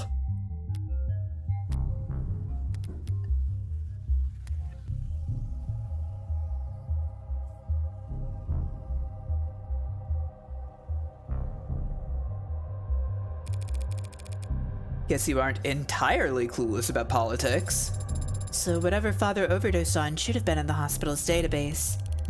You need to update your definitions. You're confusing designer drugs with recreational drugs. In the literal sense, designer merely denotes any drug that is custom-made as opposed to mass-produced, typically outside of normal pharmaceutical industry standards. Yeah. Capitalism has its own motive. Yeah, well, I'm thinking more about along the lines of like the way that, you know, the war on drugs has been used as like a racist cudgel, right? That's that's the part that makes me think that feels a little unbelievable, I guess. We are perhaps in a notable time in history, how these things are handled. In common parlance, however, designer drugs, deeds, dead, well, I mean, deeds still probably, because deads doesn't really make that much sense, whatever. I am tired of being a notable time in history, yeah. And that's all I'll say about that for now. While the CDCA and the white wave that followed it legalized and taxed virtually all known narcotics, it did so alongside extensive documentation and study, and those laws could only apply to drugs that already existed. Any drug patented after the white wave must go through approval processes and registration with national and international authorities, a time-consuming process that can take anywhere from 6 months to several years. This time lag creates a window of opportunity where an organized criminal groups can step in to meet the demand for a narcotic. What has become known as riding the wave is the new normal for the international drug trade, pitting mob chemists against corporate laboratories in a race to develop newer, more powerful, more easily habit-forming drugs and cornering the market on them before legislation catches up to them. Oh boy. Users also frequently search for, is Nerve legal yet? Best new teens in 2086. Nirvana designed by who? I will allow term murder lesbian. I can see why Twitch maybe held that.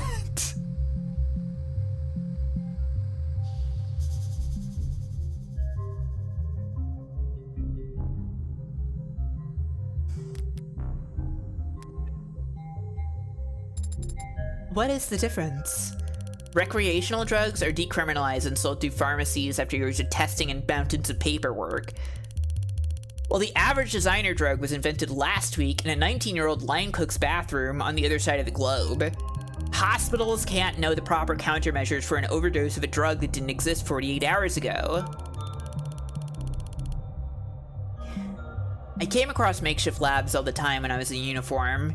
The equipment's cheap and widely available. Black market cooks, gray market peddlers, and white-collar lobbyists all chasing each other's tails in a long line to find the next big hit. Given the fact that Twitch also disliked when I tried to make the notification for the previous stream have evil lesbian in it, I don't know if the hyphen will fix it.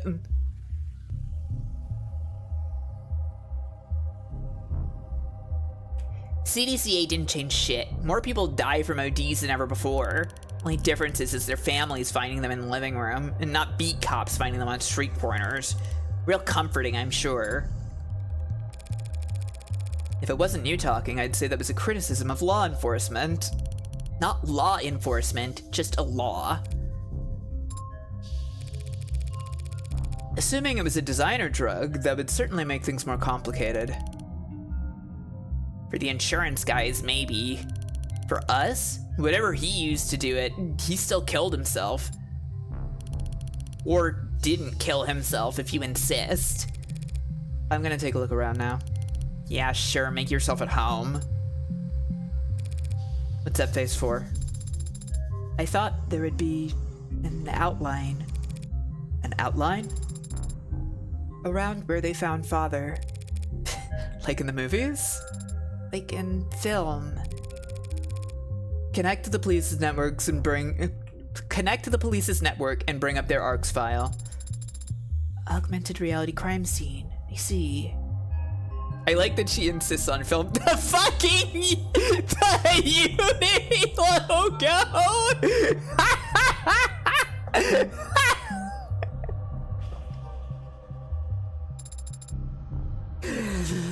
Okay, that's pretty funny. There is an outline. So this is where he died at the hospital. This is just where the medics found him. It's the sensors and cameras they were wearing that create the basis for the arcs. Sarah feels like she'd say Kino unironically. Are people saying it ironically? They didn't realize they were walking into a crime scene, but their body cams gathered data all the same. Where do we start? You can start by following behind me and trying to be as quiet as possible. I'm starting to get a feel for when she's pouting even without looking. We'll start here first. It says that when the medics arrived, he was on the floor face up. Does that tell you something? I love that she's trying to imitate her. Awesome. Hey, if you were going to drink a glass of poison, would you be sitting or standing when you did it? I find it very difficult to speculate on that hypothetical scenario. The seat by his body is pulled out. He was seated when he lost consciousness. I would expect to find him slumped over on the table. But he wasn't found slumped over. No, he wasn't. And if he had been standing when he last lost consciousness, I would think he would have fallen forward, or at least collapsed less neatly. Yeah, I can take a sippy. My throat's getting a little dry feeling from all this reading.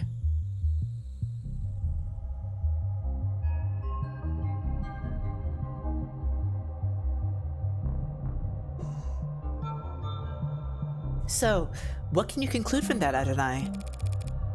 Only that I'm missing something.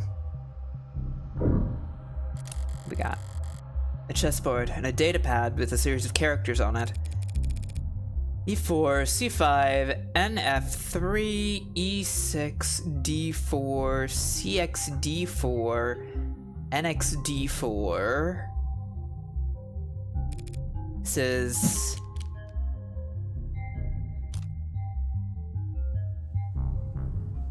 I mean...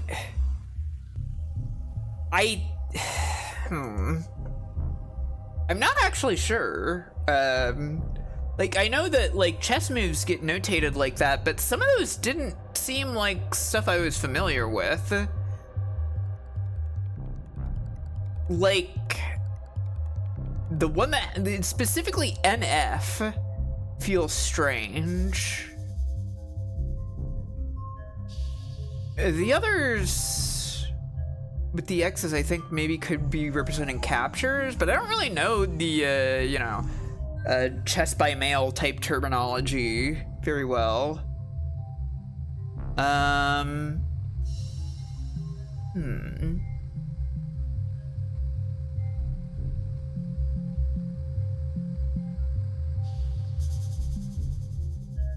It could be a cipher.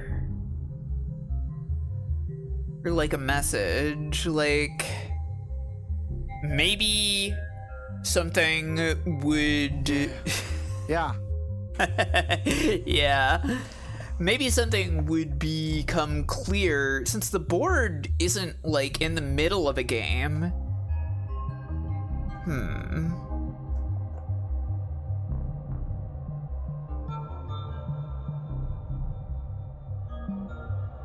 Like, can I, if I pull this up, no, it'll just come up over the portrait. It's like, can I make the portrait and message and the stuff go away so I can just like double check the board itself? It doesn't look like it's in the middle of a game.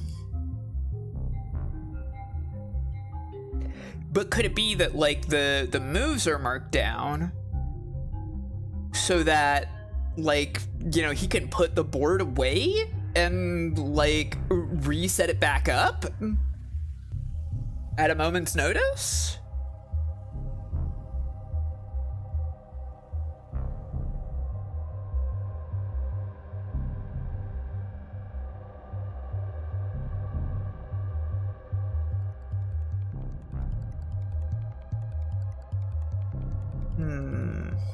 Everyone should watch Cypher the video at some point, yeah. It's a wonderful watch. It's an absolutely wonderful watch.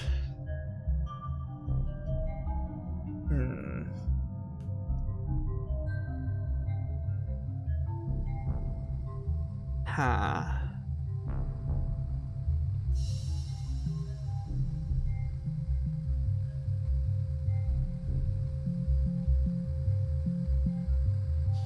I feel like most signs are pointing it to be a record of a chess game, but there's too much that's weird about it. In which case, like, a message and a cipher, I feel like are kind of both vague. Like, it would be a message that you have to decode with a cipher, right? It did, when she says a cipher, do you think that means, like, it's the explanation of the cipher and not like a message that has been ciphered? Because it's not the explanation of the cipher. Like that guy from FF8, exactly.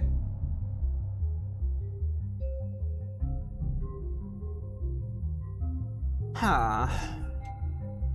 Maybe this is one of those all three are right. Yeah?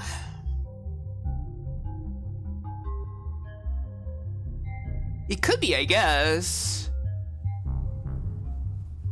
Oh, Cypher would never play chess. I think he would barely play triple triad. Like, he would get too angry at triple triad to consistently play it.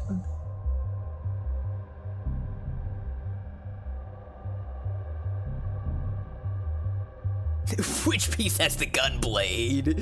He would flip the board for sure, yeah. Yeah.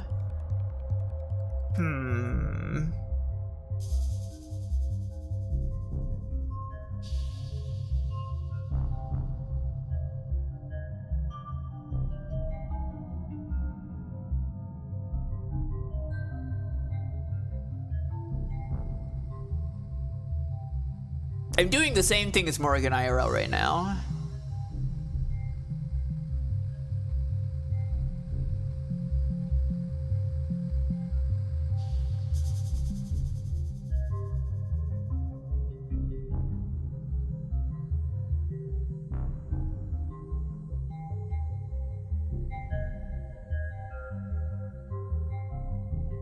It does feel like it's like all three in a way.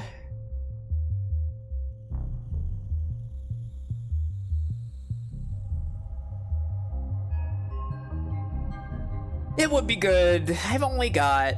I only have 8 slots though, and I feel like all of them are useful in their own way. I say conspicuously taking up the pose that I use the least, but it's still an important one.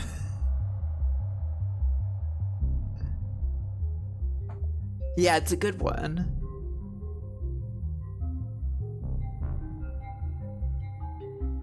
Every time you played in the trade room switch from all to one, it was because Summer Cypher lost all of his cards and threw a tantrum about it. Oh yeah, I can tell you for sure that like Cypher probably hates Triple Triad because Squall is good at it, and he is not. He is definitely not good at it.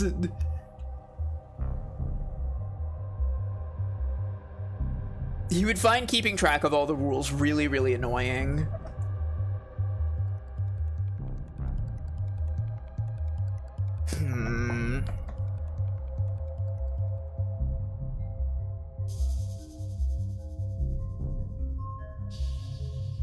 Okay, here's the thing.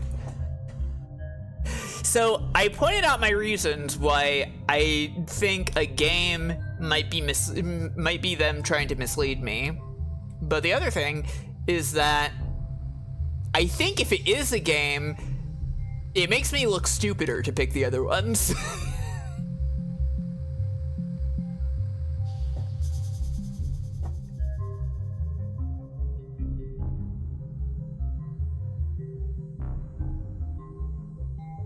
I probably should be more impulsive about things like this, shouldn't I?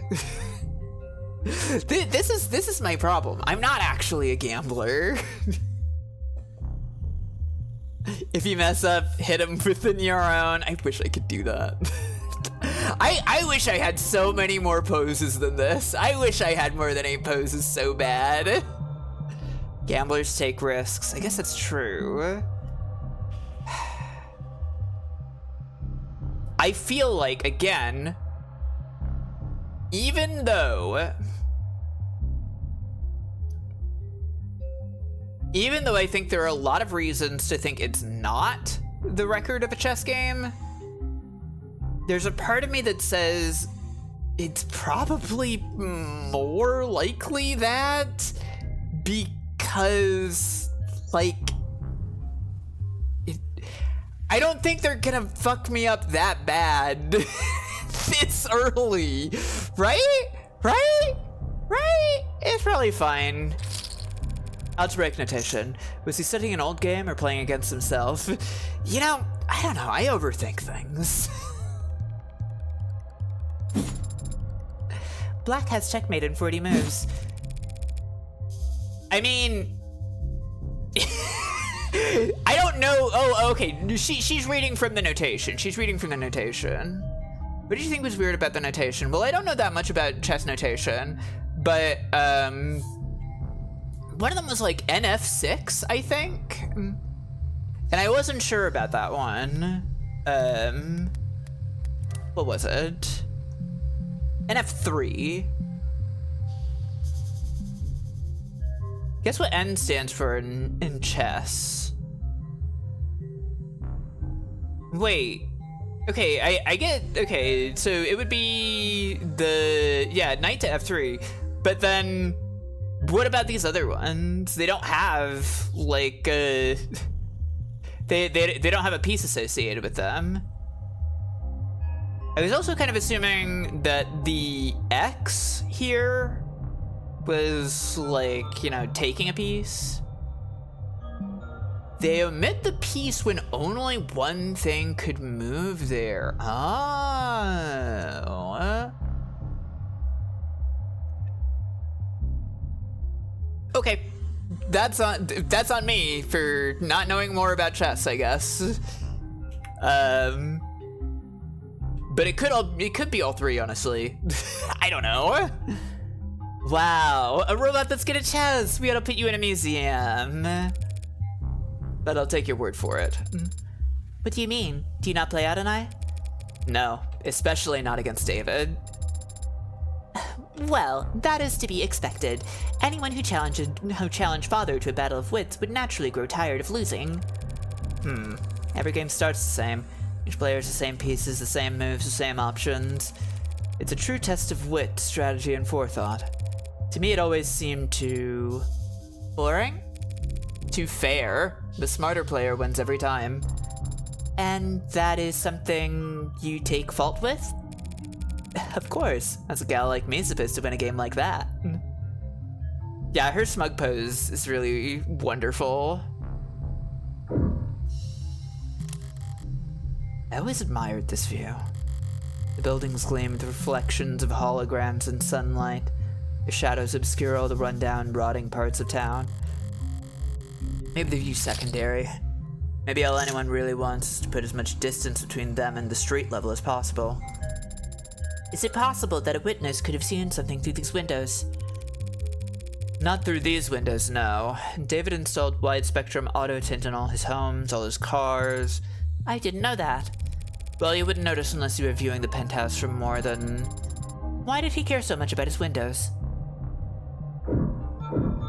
No response to that. Better take a closer look. Rose River Whiskey, 12 years old.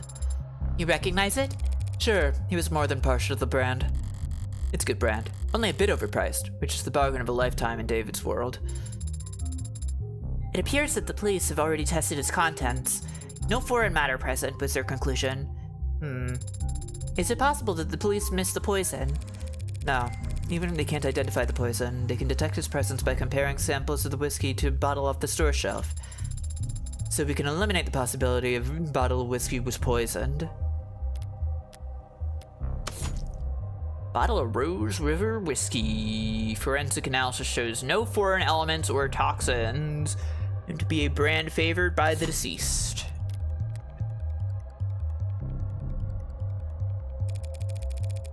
We'll have to find our smoking gun elsewhere. Password locked, but already cracked by the police, it seems. All the docs were take-home safe, nothing spicy. When was it last used? 7:48 p.m.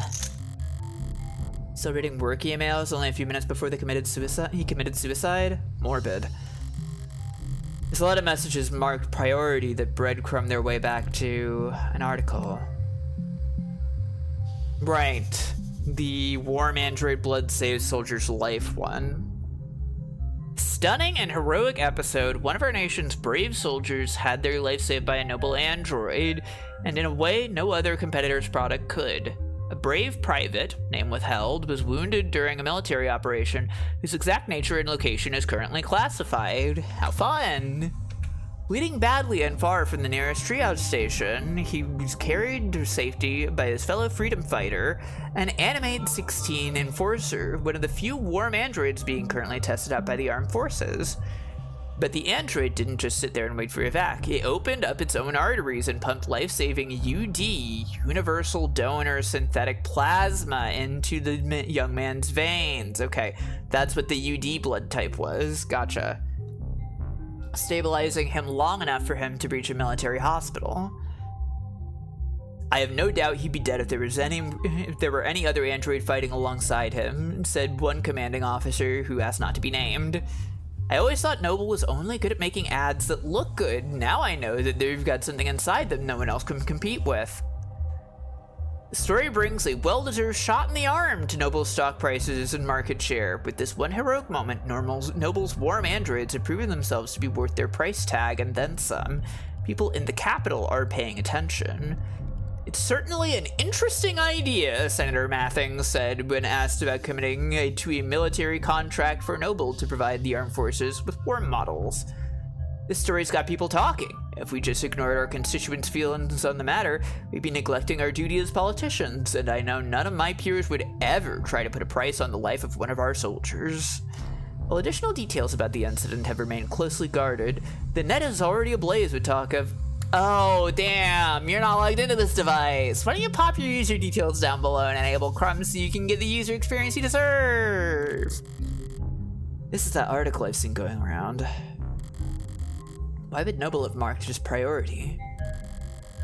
Starling said they weren't in any rush to pat each other on the back over it, even though they won themselves a real prize. I mean, easy PR, but military contract, right? Well, okay, they didn't actually win the military contract just yet.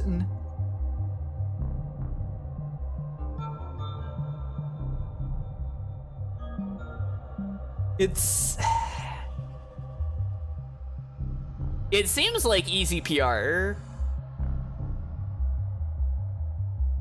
because it's not a guaranteed contract. It says that they think it's interesting, but it hasn't, it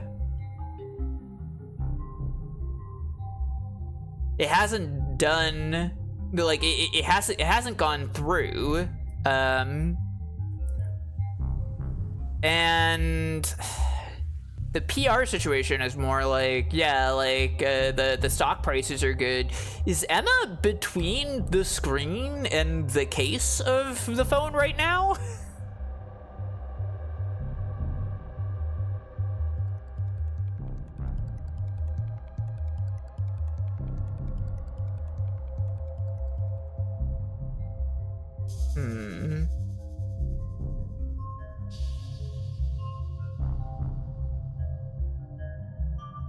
She does what she wants. She's allowed. Yeah, no. She's taking a nap. It's good. I'm not saying that critically. It's awesome. It's awesome that that's happening. Huh.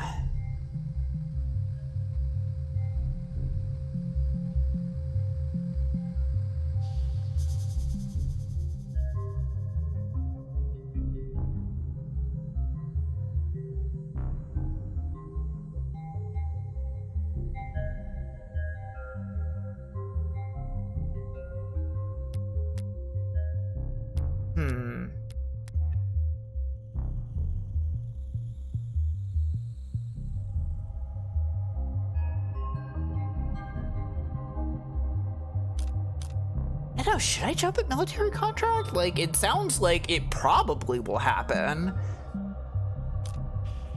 but it hasn't happened yet. One sec.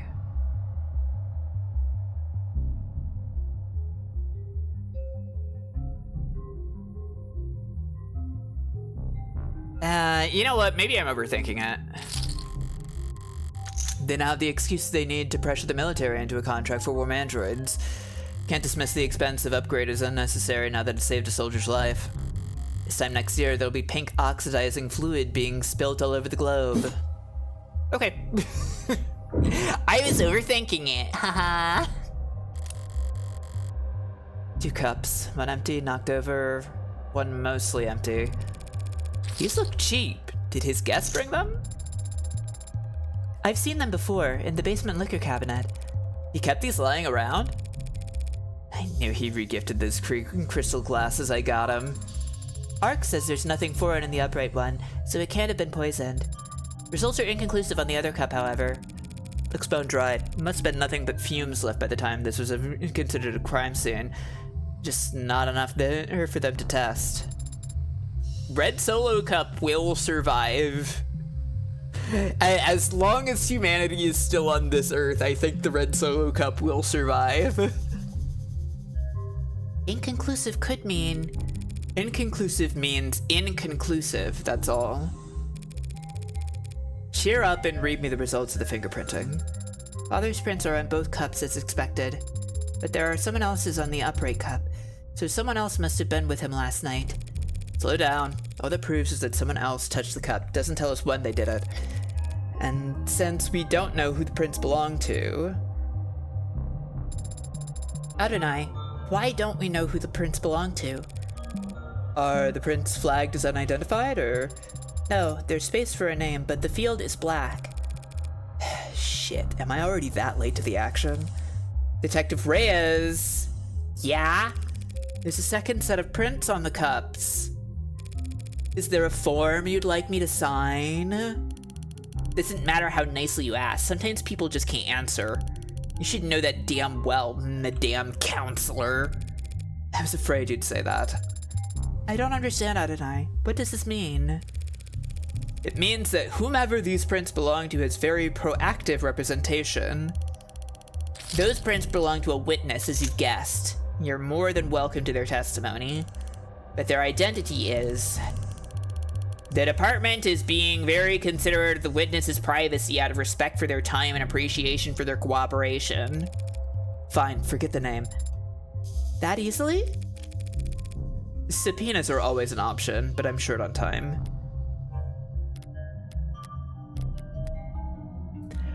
A court order compelling an individual's attendance or the provision of evidence. A legal order issued by the state on behalf of the prosecution or the defense that compels the addressed party to give testimony, provide information, or turn over evidence.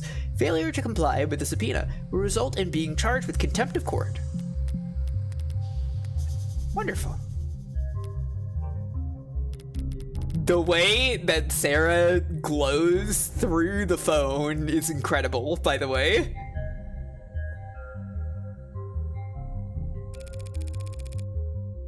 What did the witness have to say for themselves, Detective? Wait, we didn't get red Solo-style cubs in Australia until the last 10 years. Really? Whoa.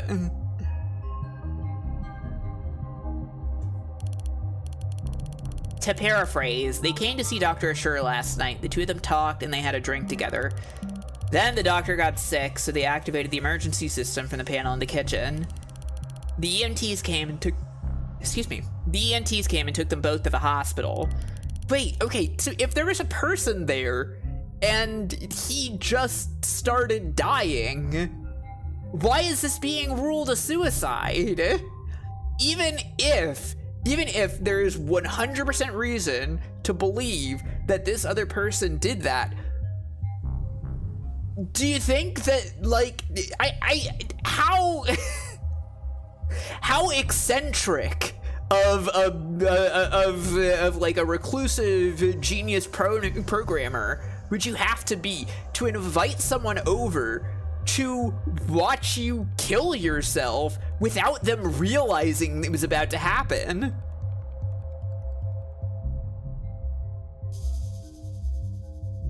Am I crazy? This does not sound like a suicide in that respect. Ashur's condition got worse. All the witnesses' vitals were normal. The witness had their vitals taken, and there should be a record of their admission at Gatesfield. And that's it. He was obviously trying to permanently alter the course of their life, I guess? I'm guessing you didn't just take all of that on faith. Penumbra is set up in most of the rooms on this floor. Everything the witness told us was corroborated by the building's own surveillance system. So yes, we can guarantee that the witness never put anything into Ashur's drink. I'm guessing that I can't have the keys to the Penumbra, can I? Not until the witness's lawyers are done reviewing it. Lawyers plural? I don't have time to trade jabs with the law offices of Johnson, Johnson, Johnson & Johnson. Say, how about I give you their business card? The law offices of Kochler, Gustav, Prince, and Prince. I was close. No way I'll be getting any client information out of them directly. If all you bloodsuckers want to get together and tear each other apart, text me before you start. I'd like to watch. Yeah, I bet you like to watch. But what does that even mean? I don't know. Needed a moment to think. So, was that it? One chat, one peek at the cams, and you've already eliminated them as a suspect? Look. They were searched. They didn't have any poison, any drugs, not even a stick of gum. Even if they somehow did have poison on them, the camera footage confirms they had no opportunity to use it.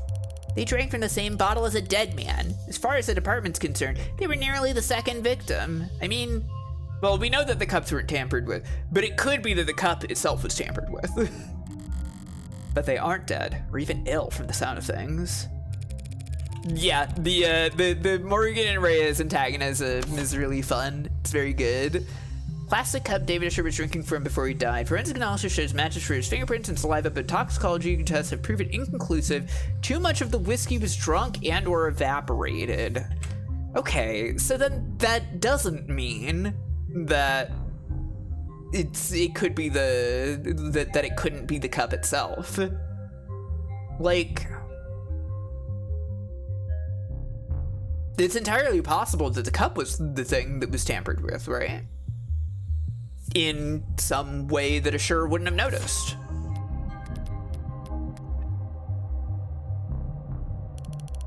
Oh wait, I skipped over that, I think. Let's keep that log back open. So you think he poisoned his own cup beforehand, then poured for the both of them from a safe bottle? Okay, yeah, we're talking about like his cup being the point of entry for the poison rather than the liquid itself. That's what the evidence is telling us. There's nothing in the bottle or the witness's cup. Plastic cup with a small amount of whiskey left in it, found upright on the dining table at the scene of the crime. Saliva and fingerprints match an unknown individual. No traces of foreign elements. Okay. After drinking from his cup, a cup he prepared himself, he fell ill and the witness didn't. And Asher died with a foreign substance in his body. An unidentified foreign substance. Suicide by poison. I get that you were close, and simple explanations aren't all that satisfying, but that's life. One last thing. You just said he prepared his cup himself. Did you see that on camera?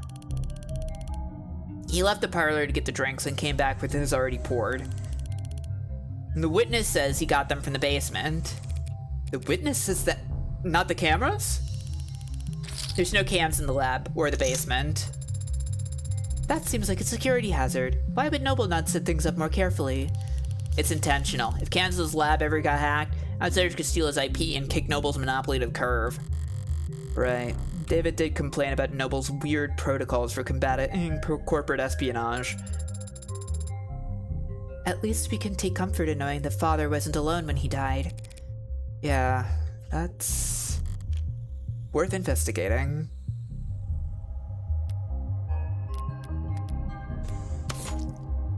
Statements made by the singular witness to David Asher's suspected poisoning and death corroborated by video evidence. The witness arrived at 7:30 p.m. The witness spoke with David Asher in his parlor before he left to retrieve liquor from his basement at 7:36 p.m.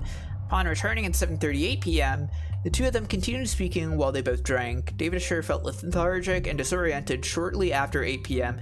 David Asher lost consciousness at 8:03 p.m. EMS were called from the emergency console in the kitchen at 8:04 p.m. David Asher and the witness were taken to Gatesfield Memorial Hospital at 8:08 p.m. Okay. Sequence of events. Is the cup the only thing left? Looks like it. Spilled alcohol. The arcs show how it looked last night before it evaporated. No foreign substances in the puddle, it's clean. So does that mean wherever this spill came from must be clean as well? Whiskey found and spilled on the dining room table. After evaporating for most of the night, there's little left to test. No foreign compounds have been found, but the results are deemed inconclusive. Let's see.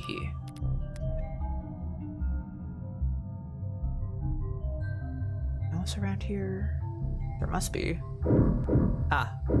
Chair. One chair knocked over, probably where David was sitting. And one chair pulled out, party of two. He never cared much for socializing, but he enjoyed hosting. Contradictory guy. I think I kinda get how that is.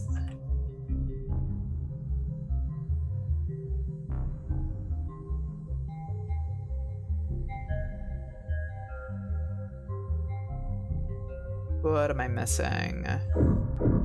Ah. Police androids monitoring the scene. But I must mistake them for the real thing. The way they stand there trying to look important. Like an indoor dog taking its first trip to the park. Pardon? Why are you looking at me? Why are you looking at it like you've never seen an android before? Because I haven't, in person. David didn't even let you have a mirror? Brutal. Just scan its GIN if you're that curious. Unless it's considered too forward or whatever. Seems like that's everything critical on this side of the room. She's the kitchen. I said there's camera footage of the dining room showing David and his guest. What about in here? Only camera in the kitchen is the one mounted on the call terminal. Console took a snap image when the witness ran into the contact emergency services. May I see it? Not unless you scrape the witness's face off the pic first. Don't tempt me.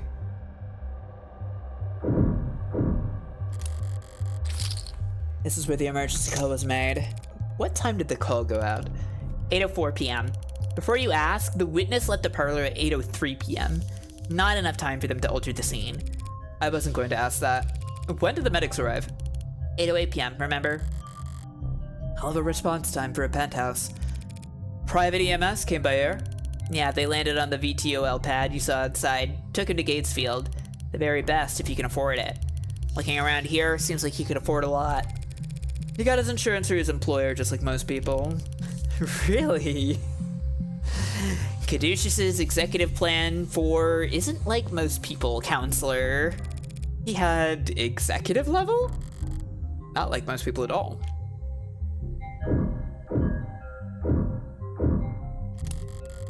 David's fridge.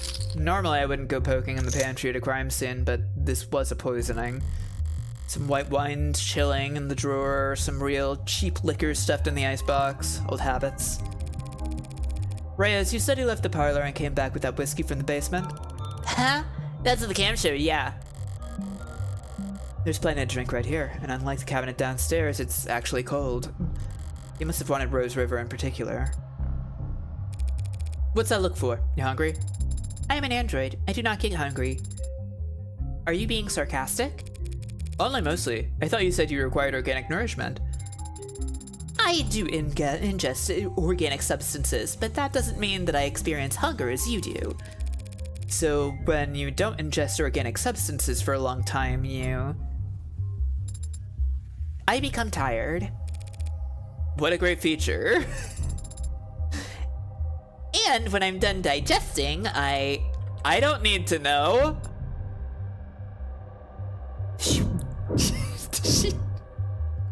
Does she poop? I'm curious, honestly. Messy workspaces, but a pristine kitchen. David was a good cook, but only for others. Unless he had a guess, he'd happily eat instant ramen and protein bars for all 3 meals, or 2, or 1. No signs of food prep to be found, not so much as a cheese board. So whoever this guest was, they must have shown up unannounced. Sink. 3 unwashed dishes and a single glass. Where is she seeing the dishes? Excuse me? Where is she seeing dishes? I see the glass. Reyes, these dishes haven't been scanned for prints yet. And I just assumed you might want to do your job. Yeah, there are prints. Most match the victim. But there's also... Hey! Don't sneak up on me like that! All I did was walk over to you. You knocked over the salt, Adonai. I was focused on the task at hand. Didn't realize tunnel vision was a selling point in your mod. Adonai, the salt. As I was saying, the witness's prints are on that glass. That glass in the sink? They were drinking from cups in the parlor. Did you see a glass on camera? No. So when did they touch this glass? Glass of water found in the sink of David Assure's kitchen bears the DNA and fingerprints of the unknown witness, no trace of any poison.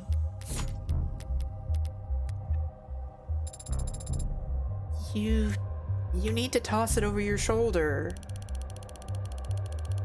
Witness must have thought about giving the guy some water, but he would have just choked on it if they tried. What, you think the glass was the murder weapon? It's bad luck. I don't know. Whacked him on the back of the head so fast it went between video frames. That's genius. You should go through the footage frame by frame to prove your theory. Mature. It's bad luck. What have you been going on about, Dassault? Shouldn't a machine be above petty superstition? It's not a superstition. It is an ancient wisdom. Give me one logical reason to care, then. If too much salt spills onto your food, it'll make you gag. Maybe it's on me for setting the bar too low there. What do we got about the salt shaker? Out of curiosity. Oh, we've got a couple of these. Hang on. David Assure's health insurance policy with Caduceus, paid for through Noble Electronics, includes private EMS services on standby. Caduceus only offers 3 levels of employer-provided plans that outrank it. Interesting. A penumbra security console located inside David Assure's kitchen, used to contact emergency services when he fell unconscious. Sorry, not conscious. He fell conscious. A private emergency service was contacted at 8:04 p.m. and medics arrived at the helipad outside via VTOL at 8:08 p.m. Said private emergency services contracted through David Assure's Caduceus. Yeah, okay, gotcha. The salt shaker. A salt shaker that was accidentally knocked over during the investigation. The cap was loose, and so salt spilled all over the countertop next to the sink. Spilled salt is an omen of bad luck, according to some. Consuming too much salt at once will make you gag, according to Sarah.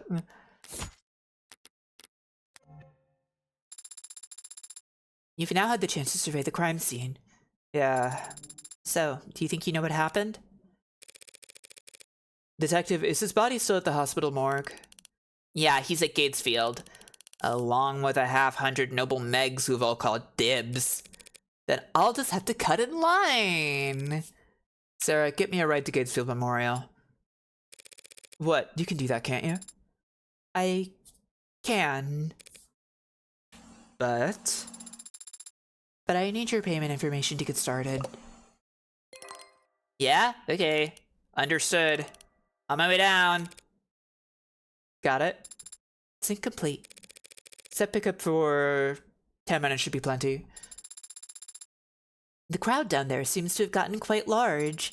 10 minutes to reach the pickup spot may be an ambitious target, Adonai. How bad could it be? 10 minutes should be plenty. Here I go! As they approach the lobby's exit, the building's soundproofing begins to fail. The crowd has gotten bigger, but there's something else happening out there. The energy's not panicked yet, but it's creeping up on the tipping point. Are this many people pissed at Noble for selling androids? The hell's got them all so excited? Adonai, what does that symbol mean? In this rabble? Probably something vulgar. Which one? The heart with a bullet hole. I don't know. It's probably nothing. Based on net associations, it appears to be a symbol for the Heartbreak Killer.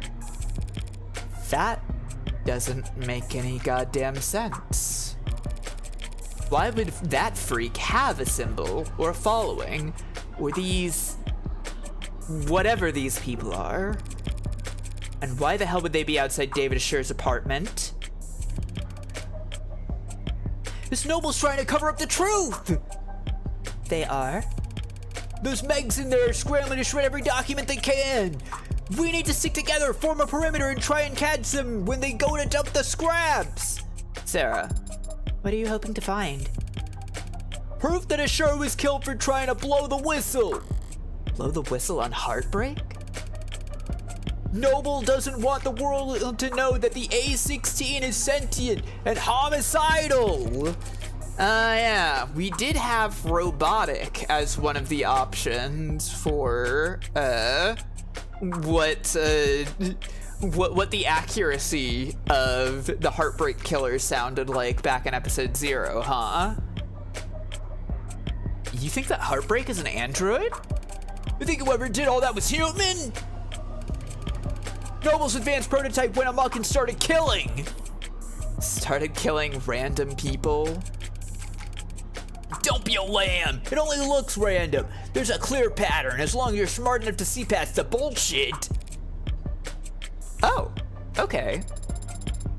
And how does one see past the bullshit?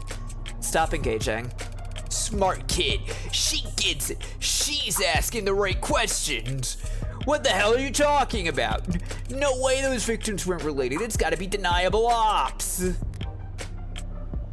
A fictional designation for covert actions whose existence are plausibly deniable. Deniable is a fictional classification for clandestine state actions that need not be taken responsibility for because plausible deniability and military disinformation efforts create enough confusion that every party involved, even the victims, can spin the outcome to suit their own needs. No such designation exists.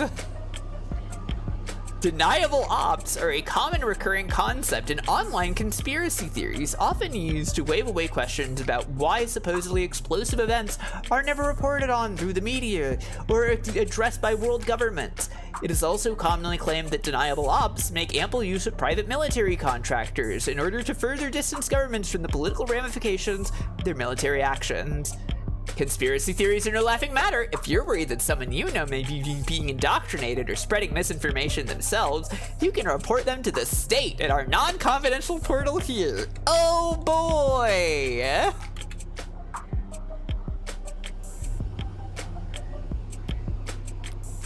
Fascinating. They must have all been in DO together before getting the records bleached. Then as soon as they developed their usefulness, what are you nuts? Everyone knows the first 6 HK got to with the version with the 6 prototypes that came before him. Worm androids so perfect no one can tell the diff. A bullet to the heart's the only way you can kill those other over-engineered freaks. Everyone's got a goddamn opinion. I see. Stop saying, start moving. These people are insane. Why don't you eat some more corn slop, asshole? You think you can be the cyberpunk without ever thinking for yourself?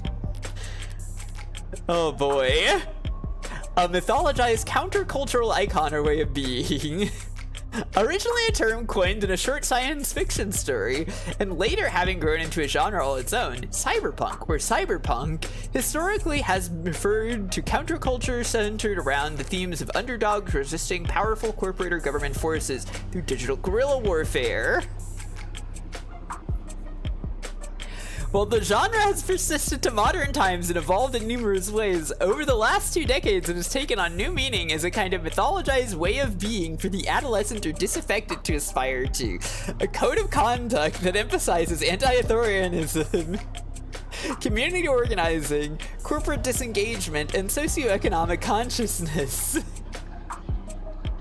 The so-called singular cyberpunk has become the 21st century man without a name, a wanderer with their own rule of law. Cultural critic Simon Asensia summarized the appeal as thus: there's no such thing as a 21st century hero. Is it any wonder the most vulnerable among us turn to the past for guidance? Users also frequently search for, "Get ready with me, cyberpunk. The 99 man explained." Yeah? Are co-ops illegal? The fuck's the 99 man? Hello, Animation Soda Pop. I'm doing well. We're reading the book tonight. It's a very good book. I'm enjoying it. You think it's a coincidence victim number 6 was working on harco crops? They're putting something in the food! These people, heartbreak, this is a goddamn embarrassment. The hell am I paying taxes for if the state can't shut this shit down? What about you, Adonai? What do you think about this heartbreak figure? They're just a murderer. Should be caught and sentenced like any other murderer. But they must have some reason for doing such terrible things. Aren't you curious? Why? Are some reasons for committing murder better than others? They might have experienced trauma or abuse. They might have... Millions of people experience trauma and abuse every day. Millions. And yet there's only one heartbreak. So you think that they were just born that way? That's my guess. That's unsatisfying. sad. I don't see why it would be. If Heartbreak was born like that, then they never had a chance to be anything else. If Heartbreak was born like that, then none of us normal people have to ever worry about turning out like them. That kind of predestination means they never have to take responsibility for what they are. Oh, very interesting.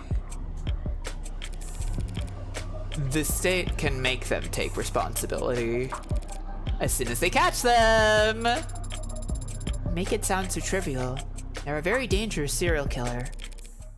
Just a serial killer. Just? If HK shot someone every day, it would take them 1,132 years and about 11 months. In order to have killed 413,789 people.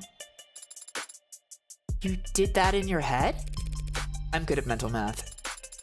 You counted the leap years. But what is the significance of that number? That's within 18 months of the Blakeford industrial disaster. We encountered an issue while processing your request. Congestion ahead. We're currently limiting traffic related to this particular search due to a large number of edits coming in from net addresses outside your country's borders. We're proud to fight alongside variable user country in combating disinformation by foreign actors like those in variable user adversary latest. Wow, awesome. You can read more about how and why this collaboration works here. Tired of running into slowdowns? So are we. But maintaining a secure data border takes resources. Contact your representative and explain why you think the national data security budget needs to be expanded using our easy right form here. Wow. And it makes perfect sense for the genre.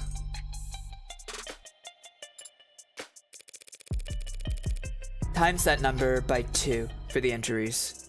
Tack on another 183% for the birth defects. 413,000 dead, and there wasn't anything evil about it. Just human error, some shoddy welding, time. So you think that Heartbreak is nothing by comparison? Perhaps that is the problem then. If they're nothing, they represent nothing, then they can stand for whatever the crowd wants them to. Please make way. Officials are coming through. Please disperse. Keep walking, pigs! Fascists! Noble owns the cops! Only the cops they build in their factories. Very funny. Why are we tolerating this shit? You want me to wade into the crowd with a nightstick, prove them wrong? You know what I mean. We're the only people in this city trying to do some goddamn good, and they'll just... As part of our job, detective. No offense, ma'am, but wearing a police badge earns you a little more hate than... Do they get prosecutor's badges? I have an ID for the parking garage. Does that count? Depends. You ever hesitate to wear it in the open? Awesome picture of Morgan here. This moral relativism of yours seems like a strange philosophy for someone in your profession, Adonai. Breaking out the thesaurus on me. I think I maybe need to stop soon. I'm stumbling over words too much. I'm only being realistic and humble. I'm just one woman, Sarah. Whatever I do, right or wrong, it's less than a % rounding error in the grand scheme of things. Do you tell that to your clients? No, but they come to appreciate it when I win. I don't mean cops in particular. The same deal applies to anyone who works for the state. The terms are stark, but the ink dried a long time ago. We all agreed to them. I don't recall voting for it. Well, not voting is how these things come to pass, so... We traded freedom for safety, individual rights for collective power. The state won, the citizens lost. The very least we can do is take their criticisms head on. Look, I don't have a problem with the responsibilities of authority. Only with authority being challenged? They treat us like we're the bad guys. Well, sometimes we are. Sometimes the law is wrong.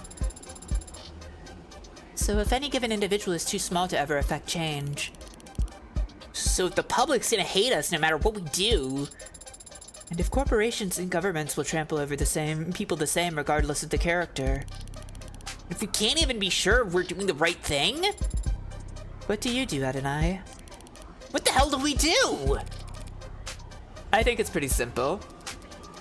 It's not as complicated as you'd think. In times like these, in a world like this, the only logical way to live is, the only moral way to act is, Do what it takes to win.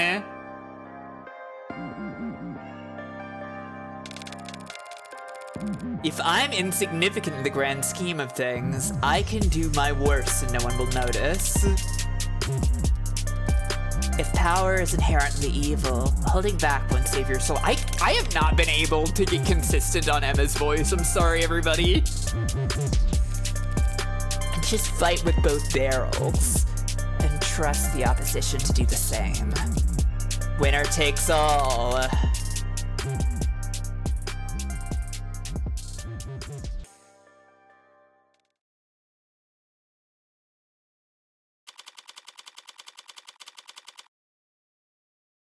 Emma does flip between two modes, it's true. Yeah. That's kind of a Yuri. Okay, everybody.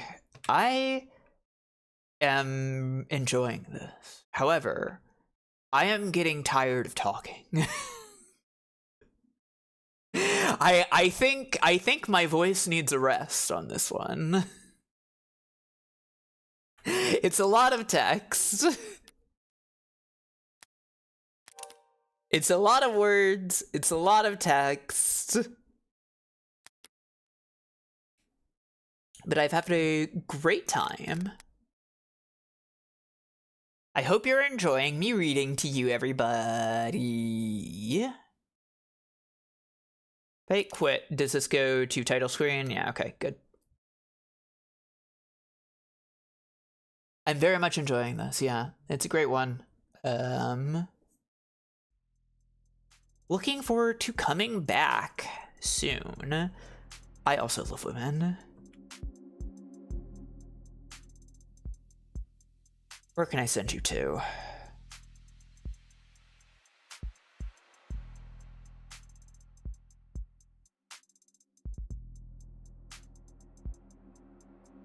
Where can I send you to?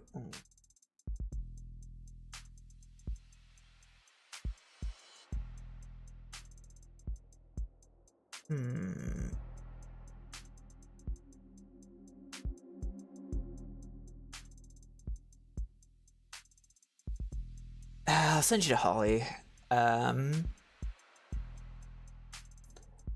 She's playing Dragon Quest. Go say hi, be nice, etc.